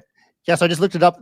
I thought I saw it before in the past, but I do not see it anymore in terms of it being an explicit rule for 24 months. And also RemGB says 24-month rule is your miles may vary, as Frequent Miler got it with less than 24 months between the same cards. And so I stand corrected, so I will retract what I said from before, although I do think it's important to space things out for sure, just to increase your chances of approval, and also to decrease the amount of hard pulls you get on your credit report. Yeah. So it even if it's not a hard rule, I think it's probably an okay rule of thumb. I think if you maintain that pace, you're not going to get in trouble with Chase. I know there's probably some edge case data point out there somewhere of someone who churned ink cards and got a shutdown or something like that, but I haven't heard of any. Yeah. And Matt Clausen also says they don't seem to care at all about when one applies for an ink card, so long as you're not overextending yourself, which is more of a subjective phrase. And so overextension can mean a lot of different things, but I think for the most part is, you know, just in general, just be reasonable about it, whatever that means to you. Yeah. And that's the hard thing, is reasonable is highly subjective. You know, in our community, you know, if somebody says, I have 10 to 15 credit cards, you're like, okay, cool. You go ask a normal person, what do you think? I have 10 to 15 credit cards. It's like, oh my word, that is not reasonable. So yeah, I've been in those situations for sure. Depends who you ask. Tom Graber says the ink cards used to have 21. Thank you. So that I remember seeing it before. Okay, that helps not clear like, it up. you know, I'm not like hallucinating, but like the thing is, I think they did remove it, and so that's why it's not there anymore. So now it's more of a general thing, which is good to know. But yeah, I think that's a great rundown. But let's kind of put it back to the audience. So we're going to go and do a poll again. And so let's make sure. I want to know if you guys are actually on board with the ink train too. Like, do you like it? Do you not like it? Let's kind of figure out what that's going to be. And so again, there's about 134 of you in the chat right now. And so appreciate you guys for being here. Let's go ahead and switch it over to the actual question itself. And we're going to go ahead and go to the live polling here. What is your opinion of the ink train? Are you all aboard, or are you just, it's not really for you? What do you think? What do you guys think? Go ahead and submit my vote as well. Okay. So it looks like for the most part, people seem to be all aboard the ink train. some people are not. Again, if you're just joining in, you can join and do this live polling if you join menti.com and use the 8-digit code on the bottom. And then you can go ahead and submit your anonymous vote and let us know what you think about the ink train. Surprisingly, it seems to be getting a little bit more even than what I thought it would be. Personally, I think the ink train is a very powerful technique that's really, really valuable if you want to do it the way that RemGB has been doing it. And so it's interesting that some people are not into it. Maybe it's because it's a business card. That may be one impediment to having that done successfully, or so you may not want to be doing business stuff, which is fine.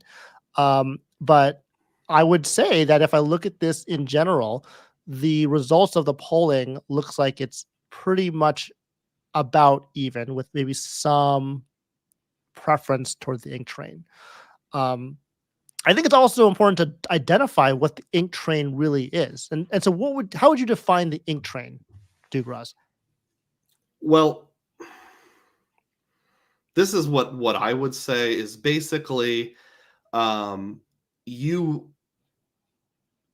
see value in the Chase Ink cards, especially the two no annual fee ones, the Ink Cash and the Ink Unlimited, and you like the idea of getting lots of points and a sign-up bonus, and you're willing to hit sign-up bonuses repeatedly. Another reason why some people may not like it is it only works if you keep yourself under 524. So you have to commit to always being under 524 in order to do it. But basically you're churning. We might as well call it what it is. You're getting a ink card with the intention of not keeping it forever. Although Chase doesn't have other than 524, they don't have any specific velocity rules. They do seem to have capacity rules where they have some sort of universal credit limit in their brain, and they won't approve you unless you're under that, whatever that might be. It seems for me like Chase has decided Doug should only have somewhere between maybe $50,000 to $70,000 of credit limit. So I'm frequently moving my credit limit around between cards, and if I'm about to apply for a new one, I try to drop it down a little to increase my odds and that kind of stuff. So you do have to really commit is too strong of a word, but you have to be willing to meet several buts. Yeah, but you can't go out and load up on other cards. Yeah, but I don't feel comfortable with it. Yeah, but I don't have a business, and I don't feel comfortable pretending to have a business. So, there are some buts in there. Some people it just feels icky, So it depends on who you ask. Yeah, I think James Wang also puts another data point down here. He thinks it has too high of a spending requirement on the welcome bonuses for my current lifestyle. And I think that's a very good thing to say, because you just have to recognize that they are very high spending requirements, especially in the 3-month period that it typically comes up in. And so that's a big one. And so as long as you know yourself the best, that's the most important thing. Phil also says, though, that he is a passenger on the ink train. He got 5 inks in the last 9 months between player 2 and him. So that's 3 for one, 2 for the other on average. And so he is definitely on that train. Choo-choo. Here we go. Yeah. Very, very cool. That's a lot of great UR points. So if you're getting that's hopefully you guys are referring each other too, getting those referral bonuses, because as we all know, that's ending soon with the ink train as well. So the referral bonuses now is 40,000 points per referral up to 200K a year. After September 3rd, I guess September 2nd, that's going to drop down to 20,000 points per referral up to 200,000. So it'll give you half as much as referral to refer more cards. And so that's unfortunate. But if you can refer them up until September, hopefully you can get that in and get those 40,000 points, because that's a pretty big chunk of change when it comes to UR points.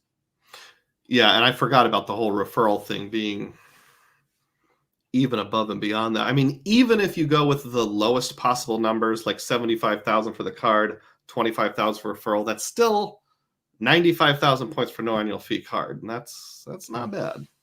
Yeah. Then Rimji says that's very key part of the fuel. Filmo says that he also does the referrals too, so that's great. He's gonna try for one more, which is excellent.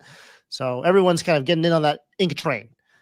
All right, so I'm going to actually put this out here and go on to our next question from AP. It's a little bit of a bigger question, so let's see what we have here. So it's about US Bank. So could you try and talk about what you guys think of US Bank's approach to their card product lineup?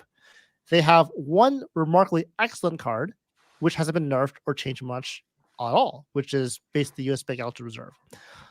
They do a really bad job of marketing and explaining real-time rewards. They That's run it true. as it's a part of a family of cards, but really it's not because you can't pool the points, which is also true. And they have a bunch of pretty good but not great cashback cards and seem to ignore the other bank's moves while everyone else copies one another. They must have some deal or incentive to push mobile wallets since they're the only issuer that consistently has this multiplier. He's also wondering what they're going after since they seem so disjointed and passive in their strategy, to me at least, in several ways. Love to hear a speculation if you don't mind. Okay, so let's go over what his question is. So first of all, Dugroz, here's a list of all the US Bank personal cards. There's a Hmm. star on 3 of them, which are actually meaning that they have a secured card version. Okay. So overall, what do you think about their lineup? Do you agree or disagree with what AP is saying? Um, I agree with what he's saying. Yeah, one excellent card, and the others are good but not great. Yeah, I can't. Well, the shoppers is just plain bad, and the platinum is bad unless you're doing it for like a balance transfer or 0% APR. Mhm. But the other three, the cash plus, the go, and the connector, solid, but not exciting. So yeah, I would agree with this assessment. How about you? Yeah, I mean, I also agree with him. I would say that the reserve is by far one of the most powerful cards in the entire credit card community, with the Cash Plus and the L2 Go kind of being those good cashback cards he's referring to. I think my favorites are going to be obviously the Reserve and the Cash Plus, with the Go being a slight alternative for the Gold card if you're only using it for dining. Hmm. But again, I think when I look at this list, I actually thought to myself, wouldn't it be cool if you had a starter credit card? It was a US Bank Altitude Go or a Cash Plus, like a secured card if you're just starting out. Like, I know we try to say start with Chase first and everything, but just having a very solid 5% card as a secured card when you first start out is not it's not bad. That's pretty good. So I would just say Agree. that Yeah. that is something that's really, really cool to look at. I'm already to say that that US Bank did announce that the Altitude Connect and Go would be pooling points starting this fall, unless it's misinformed. So we'll see. That would be amazing if that was true. But they definitely should try to work on that because that would make their lineup a lot more powerful for sure. And I also want to bring the same question to you about their business lineup, Douglas. I don't know if you had any experience with that too. I personally don't have any US Bank business cards, but you have.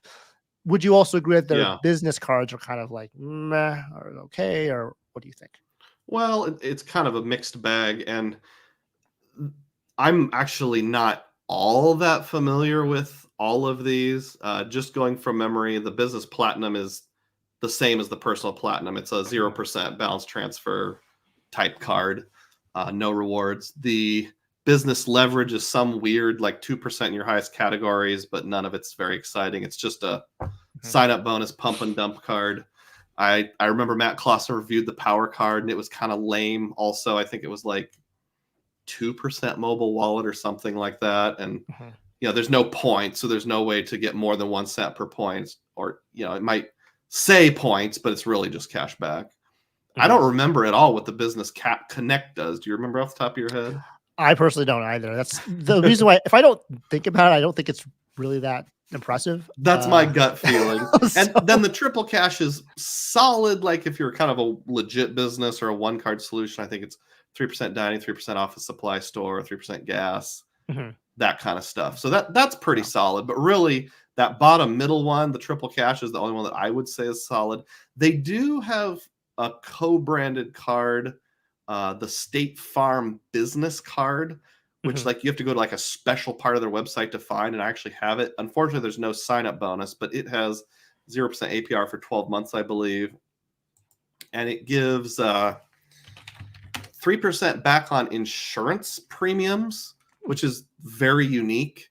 And it's not just State Farm premiums. It also includes, any insurance company whatsoever. Let me see if I can find it here.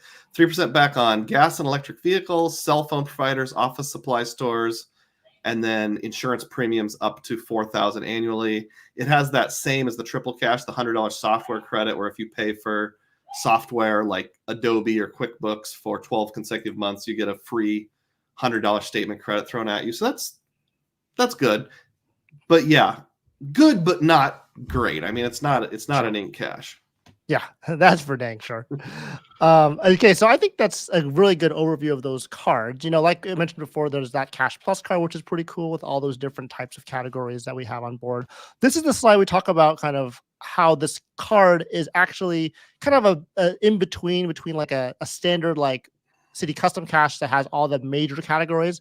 The Cash Plus has like kind of those, it has a mix of major categories and some alternative categories, like home utilities is one good example. But then you have that Wells Fargo Attune card that we talked about, where it's more like very esoteric and niche categories. And some people have had this card already and they've had problems getting it to code as 4%. And so I know you had an opinion on this card too, Dugroz. Yeah, and the problem is there's so many categories I don't remember. Like, I know these very broad categories are here, but I don't remember exactly like what applies. One I can think of is like, I think pet stores is one of them. Does that sound right? Yep. So I wanted to harken back to the earlier comment I made about the law of diminishing returns the more cards you get, because it's the same thing that a lot of providers do with streaming services. How much money per month do you really spend on streaming so that the difference between a 2% everywhere and a 4% card makes that big of a difference? If I'm spending $1,000 a year on pet supplies and I get an extra 2%, well, yes, I've saved $20. Is it worth opening a credit card that only has a $100 sign-up bonus in the long run and keeping it to save $20 a year? Well, again, there's always those edge use cases. I think like ballet studios is one of them. Like if you have 6 kids and they're all in ballet and you're dropping $20K a year on ballet, yeah, probably would be worth getting. But you just really got to ask yourself, like, where and when is that edge case worthwhile? It's very true. Yeah, I mean, it's all about spending, right? And so if you spend in these very niche categories and you can confirm that those categories you spend in actually get you 4%, because that's the extra hurdle you have to get with Wells Fargo, especially this new card, because again, a lot of the MCC codes are not registering with this Attune card from what I've seen on data points. And so you have to, even after saying, okay, spend this much money in this category, but does it also have that MCC code that gets that 4% situation? Then you're like, okay, I can get this card to get a lot of value from that 4% category. Otherwise, if you're spending just a little bit, it may not be worth your time or effort. Okay. Hey, Stan, I'm sorry to interrupt you here. I want to come back to the rest of the US Bank question. I actually need to step out for like 30 seconds and trade cell phones with my wife. So I'm going to do that and come No right problem. back. No problem. We'll just get you out here and we'll have you come right back. So at this point, I also want to mention the other part of his question, which is, why are they not really following the other types of banks like Chase or Chase or American Express? And that's because if you look at another bank, Bank of America, I would say they're pretty much the same as US Bank, is that they kind of live in their own silo. They know kind of what they are and what their value proposition is. And so Bank of America, they don't really have great cards at all, but if you put money in their bank, you have that preferred reward system that makes their bank very, very helpful. And so because of that, that is actually, interesting to see with, US Bank and Bank of America. They kind of know their cards and they know the value they bring to their cards. Now, US Bank is not as strong, in my opinion, as Bank of America when it comes to relationship, because there's a lot more bonus to your credit cards with Bank of America compared to US Bank. But I think US Bank is getting there. Their claim to fame is that mobile wallet Altitude Reserve card. If they do, like MR said, is if they do start putting the Connect and the other types of Altitude cards onto transferable currencies between each other, that's going to really start to make them into a much better ecosystem. And so we'll really have to see what goes with that. But I thought that was, I think they know what the value they bring, and they don't need to chase what other banks are doing, like Chase and Bank of America, and Wells Fargo and all the Capital and all those banks. So And I'm sorry, right as I was stepping out, coming back in, my brain was quickly trying to catch up. Did you say either Bank of America, US Bank is getting transfer partners, or was that just like a hypothetical side comment? MR said, I'll put the comment back up again. MR said that they announced that the Connect Go will be pulling points starting this fall, but this is not like confirmed. I have Yeah. not seen that myself, but maybe I missed the news. It's just so much news all the time. It's hard to keep up. And Um, even if that's true, it'll be nice so that you can get your $25 minimum redemption more easily. But really, what we're all wanting is to pool points with the altitude reserve so that we can get that 1.5 bump in the real time rewards. And unless and until that happens, it's just meh information. Absolutely.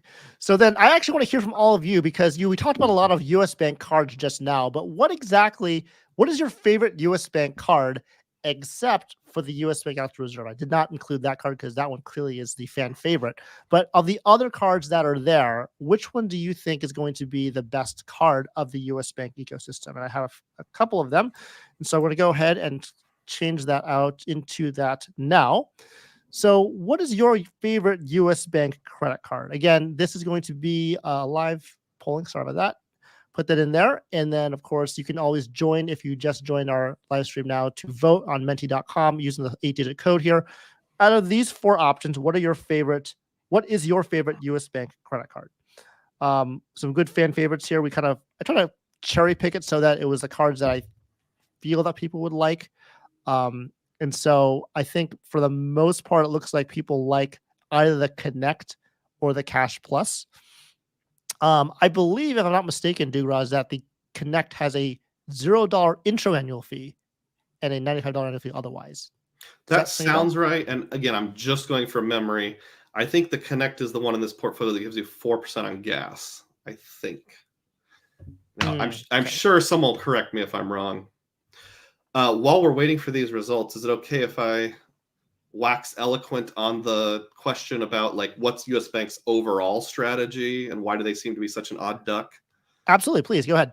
Okay. And this ties in with a personal story. So I've been a US Bank customer involuntarily since I was a child. The town I grew up in, Ottumwa, Iowa, had a bank called Union Bank and Trust.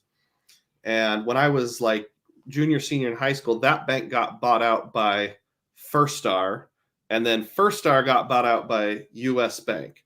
And it might have been more of a merger than a buyout. But the point is they've kind of assumed lots of these small regional hometown banks. And it's not just here in Iowa. I've heard of that happening elsewhere. Like I've seen some press releases like, some little struggling bank in South Dakota, US Bank buys them. So if I were to speculate, and this is pure speculation, I have zero inside knowledge. We've heard it said they're a very relational bank. And I think it seems like what they want is to be basically your big hometown bank for life, because they have like financial advisors in branch and that kind of stuff. So I think US Bank just wants you to be like, I would never consider a different bank because, that's where I do my checking. That's where I've always done my savings. I've gotten my car loans there, my financial advisors there. And every bank wants to cross-sell you, don't get me wrong, but they seem to have this very kind of folksy Midwest approach to it. Their headquarters is in Minnesota, so maybe that's part of it. I'm not sure. But the reason I think why their credit cards are kind of odd ducks is because they just don't care. I don't think it's a big part of what they do. And I don't necessarily even think there's someone behind the scenes thinking like, hey, we're the king of mobile wallet. It's more like in a meeting once several years ago, someone thought mobile wallet would be a good idea. And it's not really a profit maker. It's not a loss leader. It's just sort of, we've never bothered to change it because we're fine. We're making enough profit off credit cards. We're not taking huge losses. We're just cool with this. And again, we're not the target demographic. We might know you don't want to use your altitude reserve card in person as an everything else card, but I have a feeling there's a whole lot of people who are big time US Bank customers who do that. They just use their altitude reserve for everything. And yeah, they're getting 3x some of the time, but they're also getting a whole lot of 1x. So I'm sure they're not losing money on the product, or they would have already dumped it.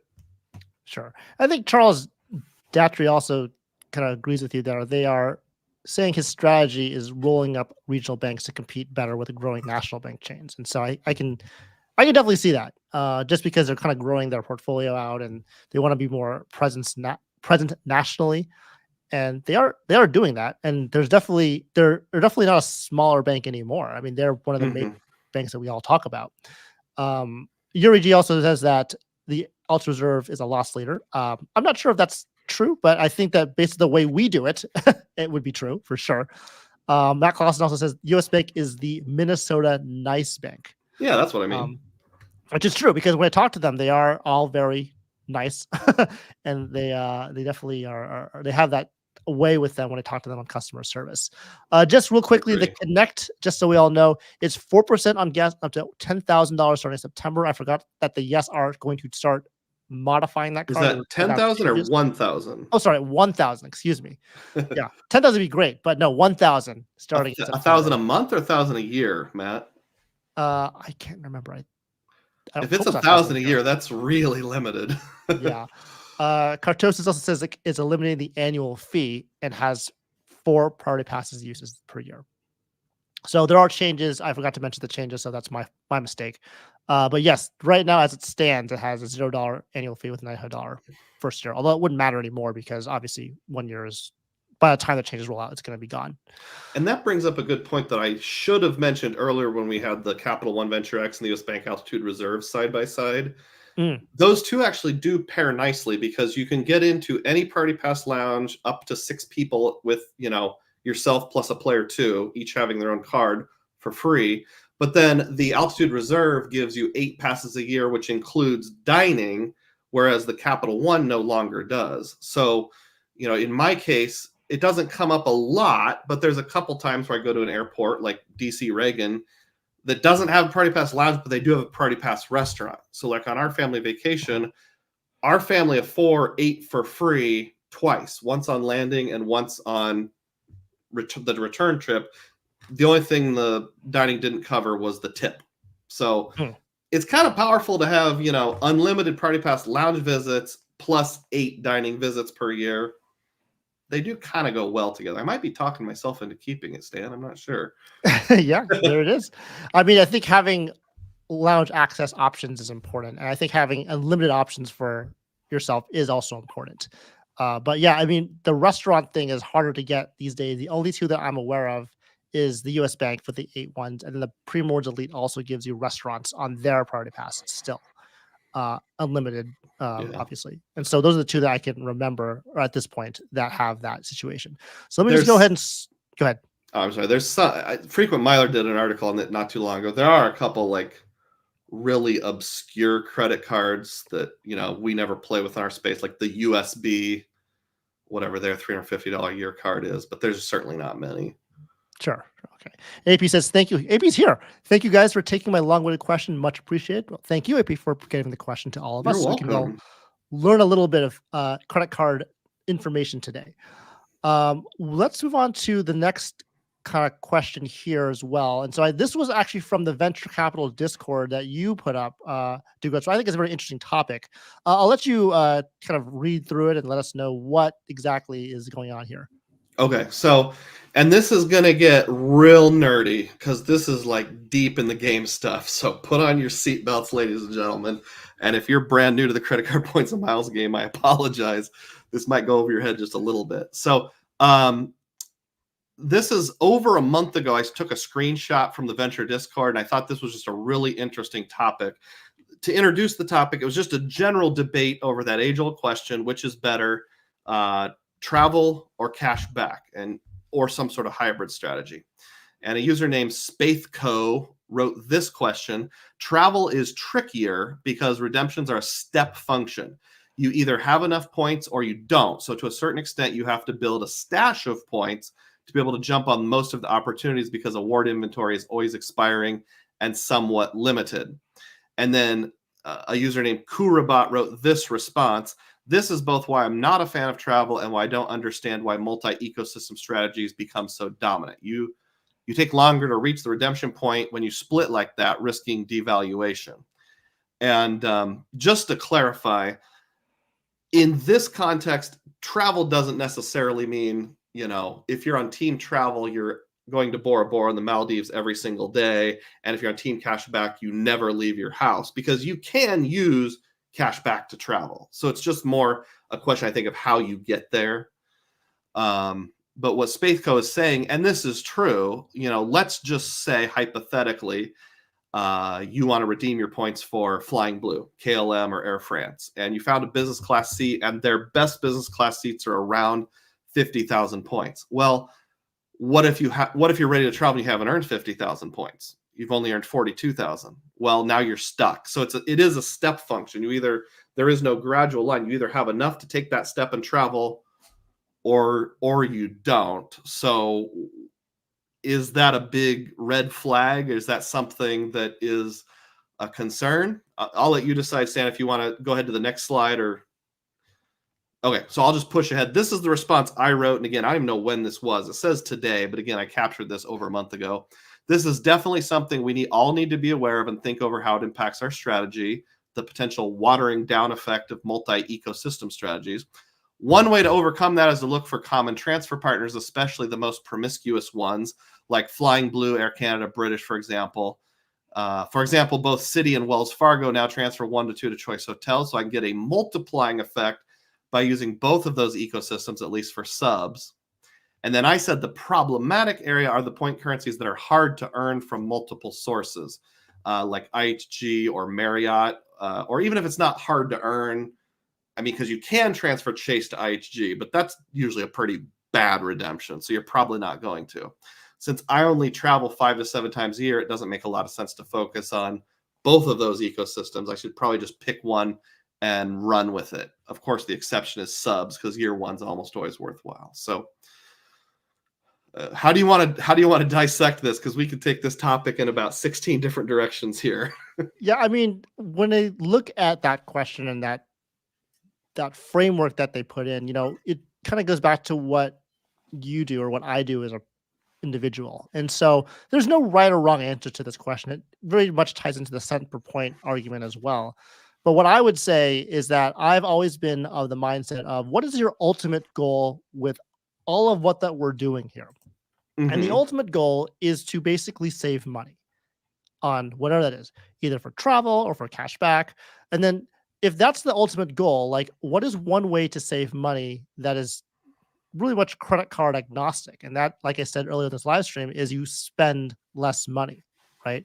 So if we're trying to spend less money and you have Chase, Amex, Citi, Capital One, Wells Fargo, US Bank, all the different banks, or you have Marriott cards, Hilton cards, ISG cards, you spread out all that spend across all those different ecosystems. You could theoretically make it to be a point where you're getting the most out of your spending, but you are spreading yourself very thin. So you're not really going to get enough to get to that step function where you can actually redeem for a useful redemption to actually really do what you want, which is to travel where you want to go, to the places you want to go to. And so the way I look at it is that you want to make sure that you just pick the 3 to 5, and that's my opinion, 3 to 5 ecosystems that you want to target, and just target those. Like, for example, I have UR points. I don't necessarily go to Hyatt. I could go to Hyatt. I don't. I try to focus on places I do go to, for example, Marriott and Hilton. Those are my 2 most common hotels. So I really focus on that. And by consolidating those points into those ecosystems, which is not really a good example because that's not a good transfer partner. But if you consolidate your points into less ecosystems, you can then do more with the points you have. Go to those places you really want to go to more often. And I think that's ultimately where we want to go in terms of, the ultimate goal we want to do. Now, you did mention how you can take the promiscuous, you said, transfer partners, like the ones that are on Chase and on Amex and on Capital One. And so you did have a slide about that where you talked about certain things that you could do to alleviate that a little bit. And so those are the cards that you covered. Do you want to cover those real quick? Yeah. So maybe to stage it a little better, what you said is very true. You can water down your currencies too much. Like, let's say you pick up the I don't remember the exact name of it, but the annual fee choice card that's issued by Wells Fargo, because it gives 5x on home improvement stores. You're like, well, I don't have any home improvement bonuses anywhere else, so this is the best. And over the course of the entire year, you spend $500 at a home improvement store times 5, and now you've got 2,500 choice points. Well, what are you going to do with that? If you're normally a Marriott guy or normally a Hilton guy, yeah, you got better cents per point, but now you have something that's really not usable. Conversely, if you have the Wells Fargo ecosystem or the Citi ecosystem, you can transfer to choice. So you're going to be building up anyway. Well, then that makes sense. But you have to think about how your ecosystems play nicely together. And I'm curious, Dan, you said kind of a rule of thumb that pops into your head is maybe 3 to 5 ecosystems to target. Do you mean in addition to transferable currencies or inclusive of transferable currencies? Inclusive of. Okay. Yeah. So like if you said I have Amex, Chase, Capital One, Citi, and Wells Fargo, I've already maxed out my 5. Yes. The thing is, like, it's not like a hard rule. Like, you can have more, but you're not focusing primarily on those, right? Which is why I really like the idea of a hybrid setup where you have the US Bank Altitude Reserve, which is basically a cashback card, right? But I also have the Built MasterCard as part of my core setup, which has Built points. And then I also have, whatever welcome offer card I'm earning. And I have obviously Amex MR points and Chase UR points. So from that already, it's about 4. I do have the Marriott and Hilton, although I don't spend on those cards. I do get points from things like referral bonuses or by, doing little offers that they have here or there or staying at the properties. But I don't really focus on those ecosystems specifically, right? I really focus on like, Amex MR, Chase UR, and the Built MasterCard, so the Built points. Those are kind of like my 3 primaries. And then I have like Marriott and Hilton on the side there. And now IHG, so that's 6. So I'm starting to like get a little bit even past what I want to be in. Yeah. But that's how, when you start to do a hybrid setup, you can really rein it in and use those cashback cards as kind of a catch-all for all the different kinds of redemptions you have, like you've been doing too. Yeah, and I feel that way too. I've gotten a little out past my skis, and I've diversified a little too much. Now I've kind of found not the transferable currencies, but the hotel and airline programs, kind of the 3 to 6 that really seem to fit me well. And there's some promiscuity there where, like, the same example I listed before, like both Wells Fargo and Citi feed into choice, and I'm liking choice more and more as time goes by. So even though they're different ecosystems, they kind of end up in the same place, or at least can end up in the same place. Right. It looks like we have some people here that have their own ecosystems too. Yuri is, has a lot. He has all of them except for Built, which is a lot. James Scahiler has Chase, Bank of America, Built, and Amex. Bank of America, of course, being mainly cashback. Although if you have the Primrose Elite, you could technically use those for the travel portal. So there's that. Guna Diver has Amex, Citi, B of A, and Built. So I think a lot of us here have between 3 and 5, but that is a good tie-in to kind of our I would say our final slide here, which is another poll for us. So I want to hear from you guys. There's 126 of you. By the way, thank you so much for being here on this Saturday morning / afternoon. And of course, if you're kind of here and you haven't yet done so, please hit the like button if you get value. We've, hopefully gave you guys a lot of great information today and had a good time with us talking about credit cards and, of course, the new Amex Gold Card potential changes, as well as a lot about US Bank Altitude Reserve and related topics. But this question is going to be basically talking about how many points ecosystems do you think you should have? Like, do you think you have a lot or a little? And so you'll see that those are the 2 options. And so I'll change that over now on the screen.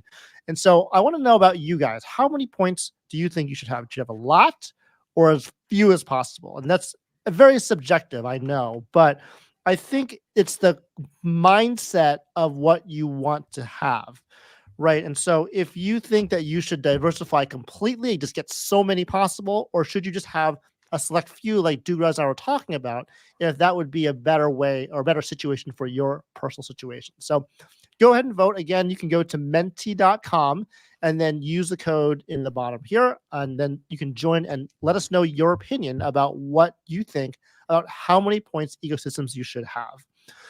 it looks like so far we're kind of surrounded by like-minded individuals here, Dugroz, Hmm. where people say that really the mindset should be it's as few as possible because again, we want to focus it and focus our spending and get points in those ecosystems that we can then use to make that really nice redemption.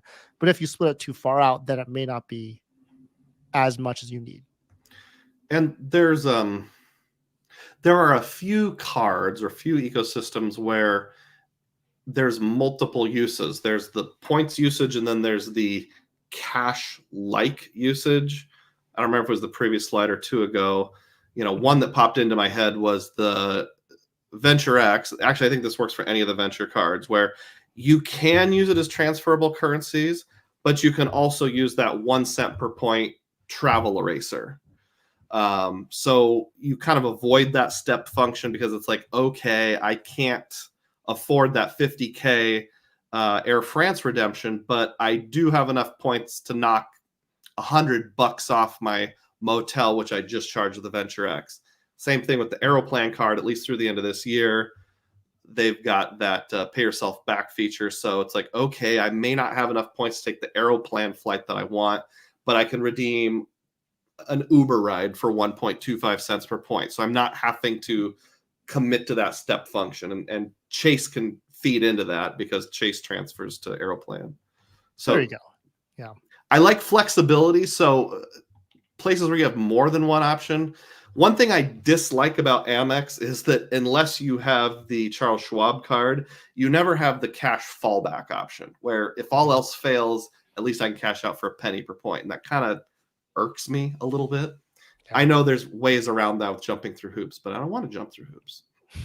None of us want to, but that is the company MX is. It's the jump through hoop company, They especially are, with yeah. their new coupons.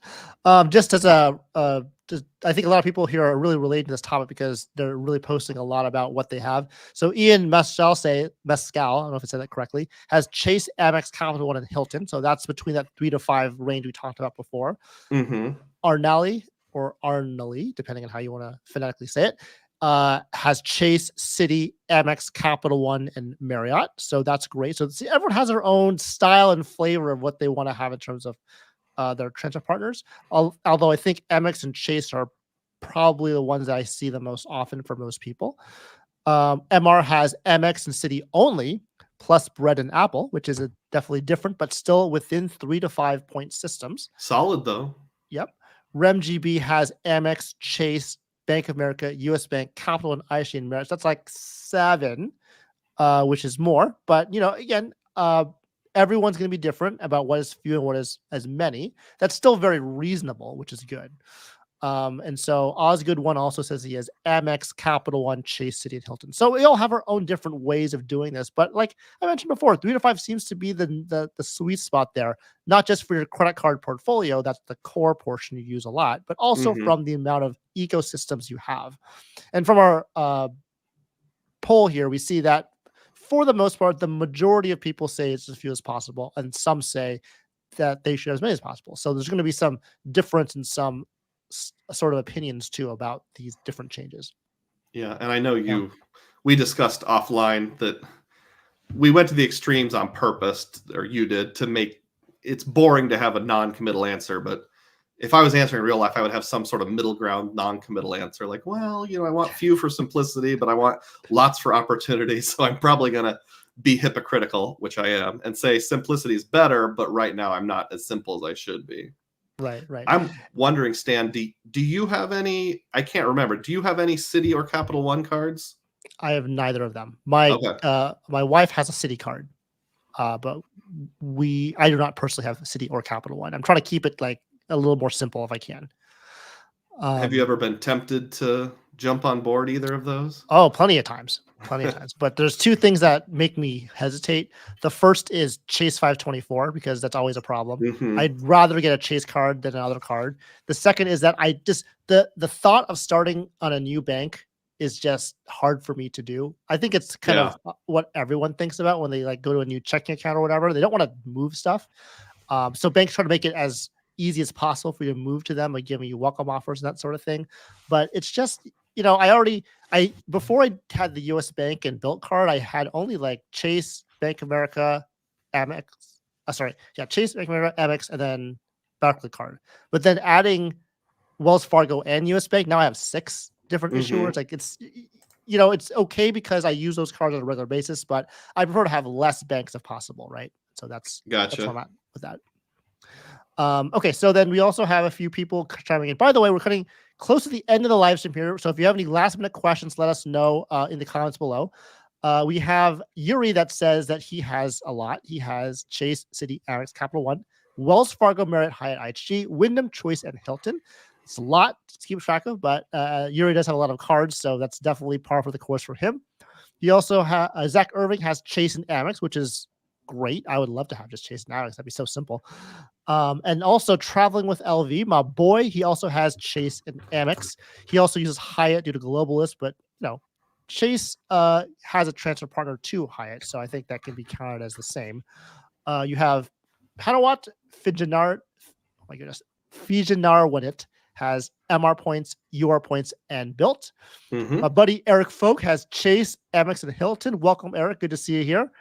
And we also have others that kind of looked at things as well. I think this is the last one that we have in terms of people that are talking about their own personal points ecosystems. And so I'm going to move back to our screen here. And so let's see if we have any other questions here.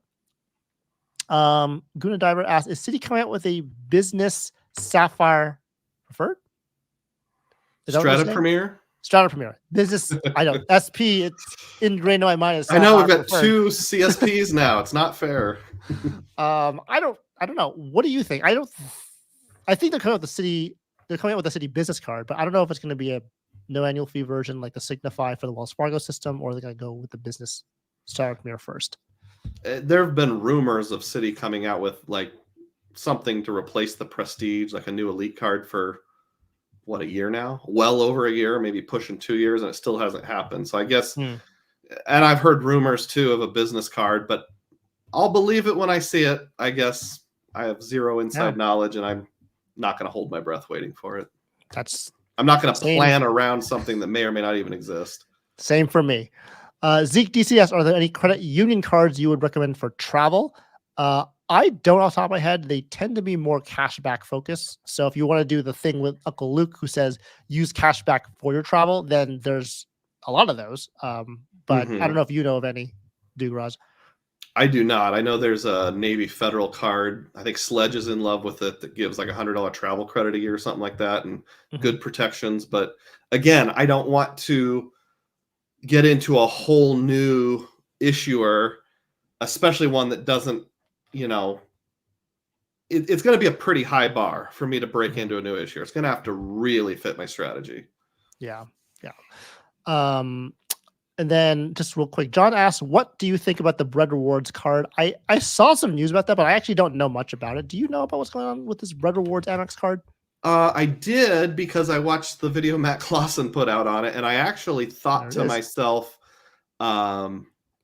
this is a really good card. So I'll just read a quick summary here. Unfortunately, there's no sign-up bonus. It's the type of card is an Amex, but it's issued by Bread, not by Amex itself. And it's 3x on gas, grocery, dining, and utility, 1x on everything else. And then there's this interesting 25% bump every month you make 20 or more purchases. So I guess, your 3x would become 3.75, your 1x would become 1.25, which really isn't too bad. It's, except for the utilities part, it's a clone of the Citi Strata Premier with no annual fee, but there's not transfer partners. So again, you'd have to be pretty cool with cash back.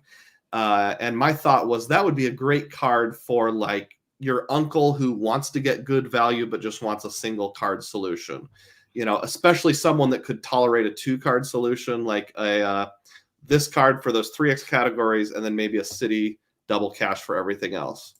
Simple cash back, roll with it. That's my thought. Got it. Okay. Well, it does sound like a very good card, like you mentioned before. 3.75% is pretty solid for a no annual fee card. But again, it's American Express too. So you'd have Amex offers. at least the True. generic ones. Yeah. Off topic, QC Man asked, did the Microsoft outage, which is the CrowdStrike situation, affect either of you working or traveling yesterday? For me, it did. It did and did not. So, it did affect Bank of America, and I tried to like pay for something yesterday. It was actually this Mentimeter thing, and it kept declining my card. And I was like, "That's weird. I've never had my card decline before, and it doesn't even show up on my account anyways, so it doesn't Hmm. even seem like it registered." So I think that may have something to do with it, but I'm not entirely sure. I did actually travel back home from work yesterday on my flight. My flight from I was on Southwest though, and there was no difference. Hmm. There was no airport problems. Everything was pretty calm and collected. I did use Southwest, and so Southwest they use like Commodore 64 or some really old system, and so they don't have the new fancy stuff that the Yeah. other domestic carrier has. So that worked out for them too, I think, because they didn't have any problems yesterday, whereas the other airlines were really affected. So my experience was not terrible for yesterday. How about you, Dugroz? No, I didn't have any impact whatsoever. My company sent out a text message at like 6:45 in the morning saying some people are having a hard time logging in, but by the time I logged in a little after 9 o'clock local time, no problems. It's fine. I'll do one more question here. Jay Moon asks you, Dugroz, a question specifically. How do you Okay. like to redeem your MR points for a family trip? Also got a family of 4 and working towards that 250K Amex Business Platinum welcome offer. Oh, awesome. That would be a big offer. Actually, my wife just got targeted for the 175 offer, but I'm kind of holding out a little longer because I don't want to violate that family language unless the offer is just so flippin' huge I can't resist. In terms of Amex MR points for a family trip, Amex for me has been the one big trip ecosystem. It doesn't seem to be quite as effective for little things here and there. If I'm just staying at like a Holiday Inn Express or something like that, Amex doesn't really, if I'm just it doesn't necessarily be a Holiday Express, but if it's just a road trip and I'm staying at some, $150 night roadside hotel, I don't think Amex really provides a lot of benefit. But when we went to Europe in 2023, we used a whole bunch of Amex points for Flying Blue on KLM. And then we booked the return trip through Virgin on Air France when there was a transfer bonus. I think it was a 20% transfer bonus. So that worked really well. And that was, I don't remember how much, but it was a bunch. All put together, it was probably around 750,000 points, something like that. And then I'm very willing to transfer to Hilton when there is an elevated offer. Usually I look for the 30% elevated offer. So instead of transferring 1 to 2, it'll transfer 1 to 2.6. And I think that about puts it in the range where I'm starting to get enough value that I feel good about it. I know there's some people that are like, oh, don't transfer Amex to Hilton because you can buy Hilton at a half cents each, which is technically true, but there's two things to keep in mind. One is there is a limit on the number of points you can buy per year. It's not unlimited. And secondly, doggone it, I've got the points. I want to use them. So somebody else asked me something like this not too long ago. And I think the main thing with family travel, when you get up to like 4 people, you have to be okay with good but not great redemption value. So you need to be satisfied with, 1.4 cents per point or 1.7 cents per point. Don't punch yourself in the face or beat yourself up if you're not getting 7, 8, 9 cents per point. It's hard to find that value with a family of 4. That's very true. And Luke has also talked about how it also doubles, triples, quadruples the points you have to use because you're obviously not paying just for yourself, it's for your whole family. And trying to Right. get 4 business class seats may not be easy to do because we're getting even 1 is sometimes hard to do as well, especially for MR points.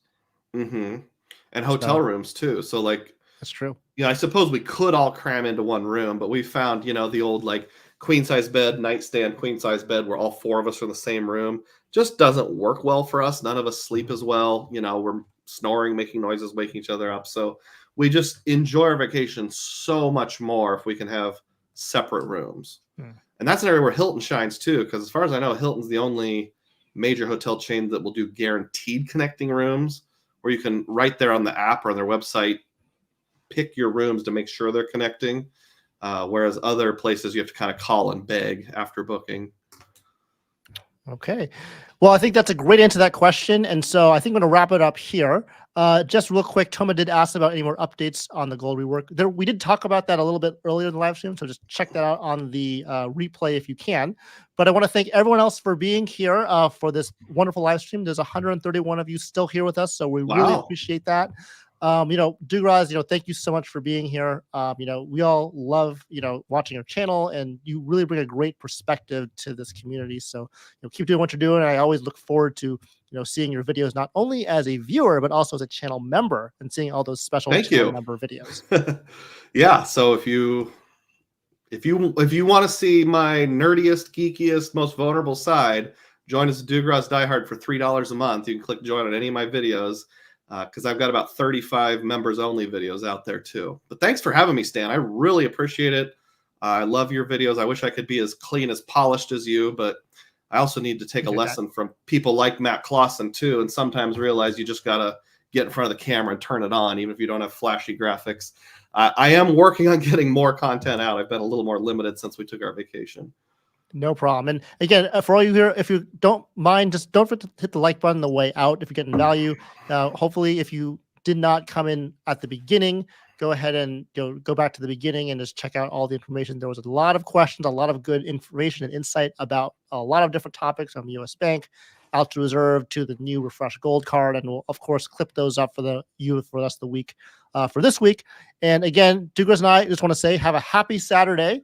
And Absolutely. we'll see you all in our next videos. Take care, Bye, guys. everyone. Have a good weekend.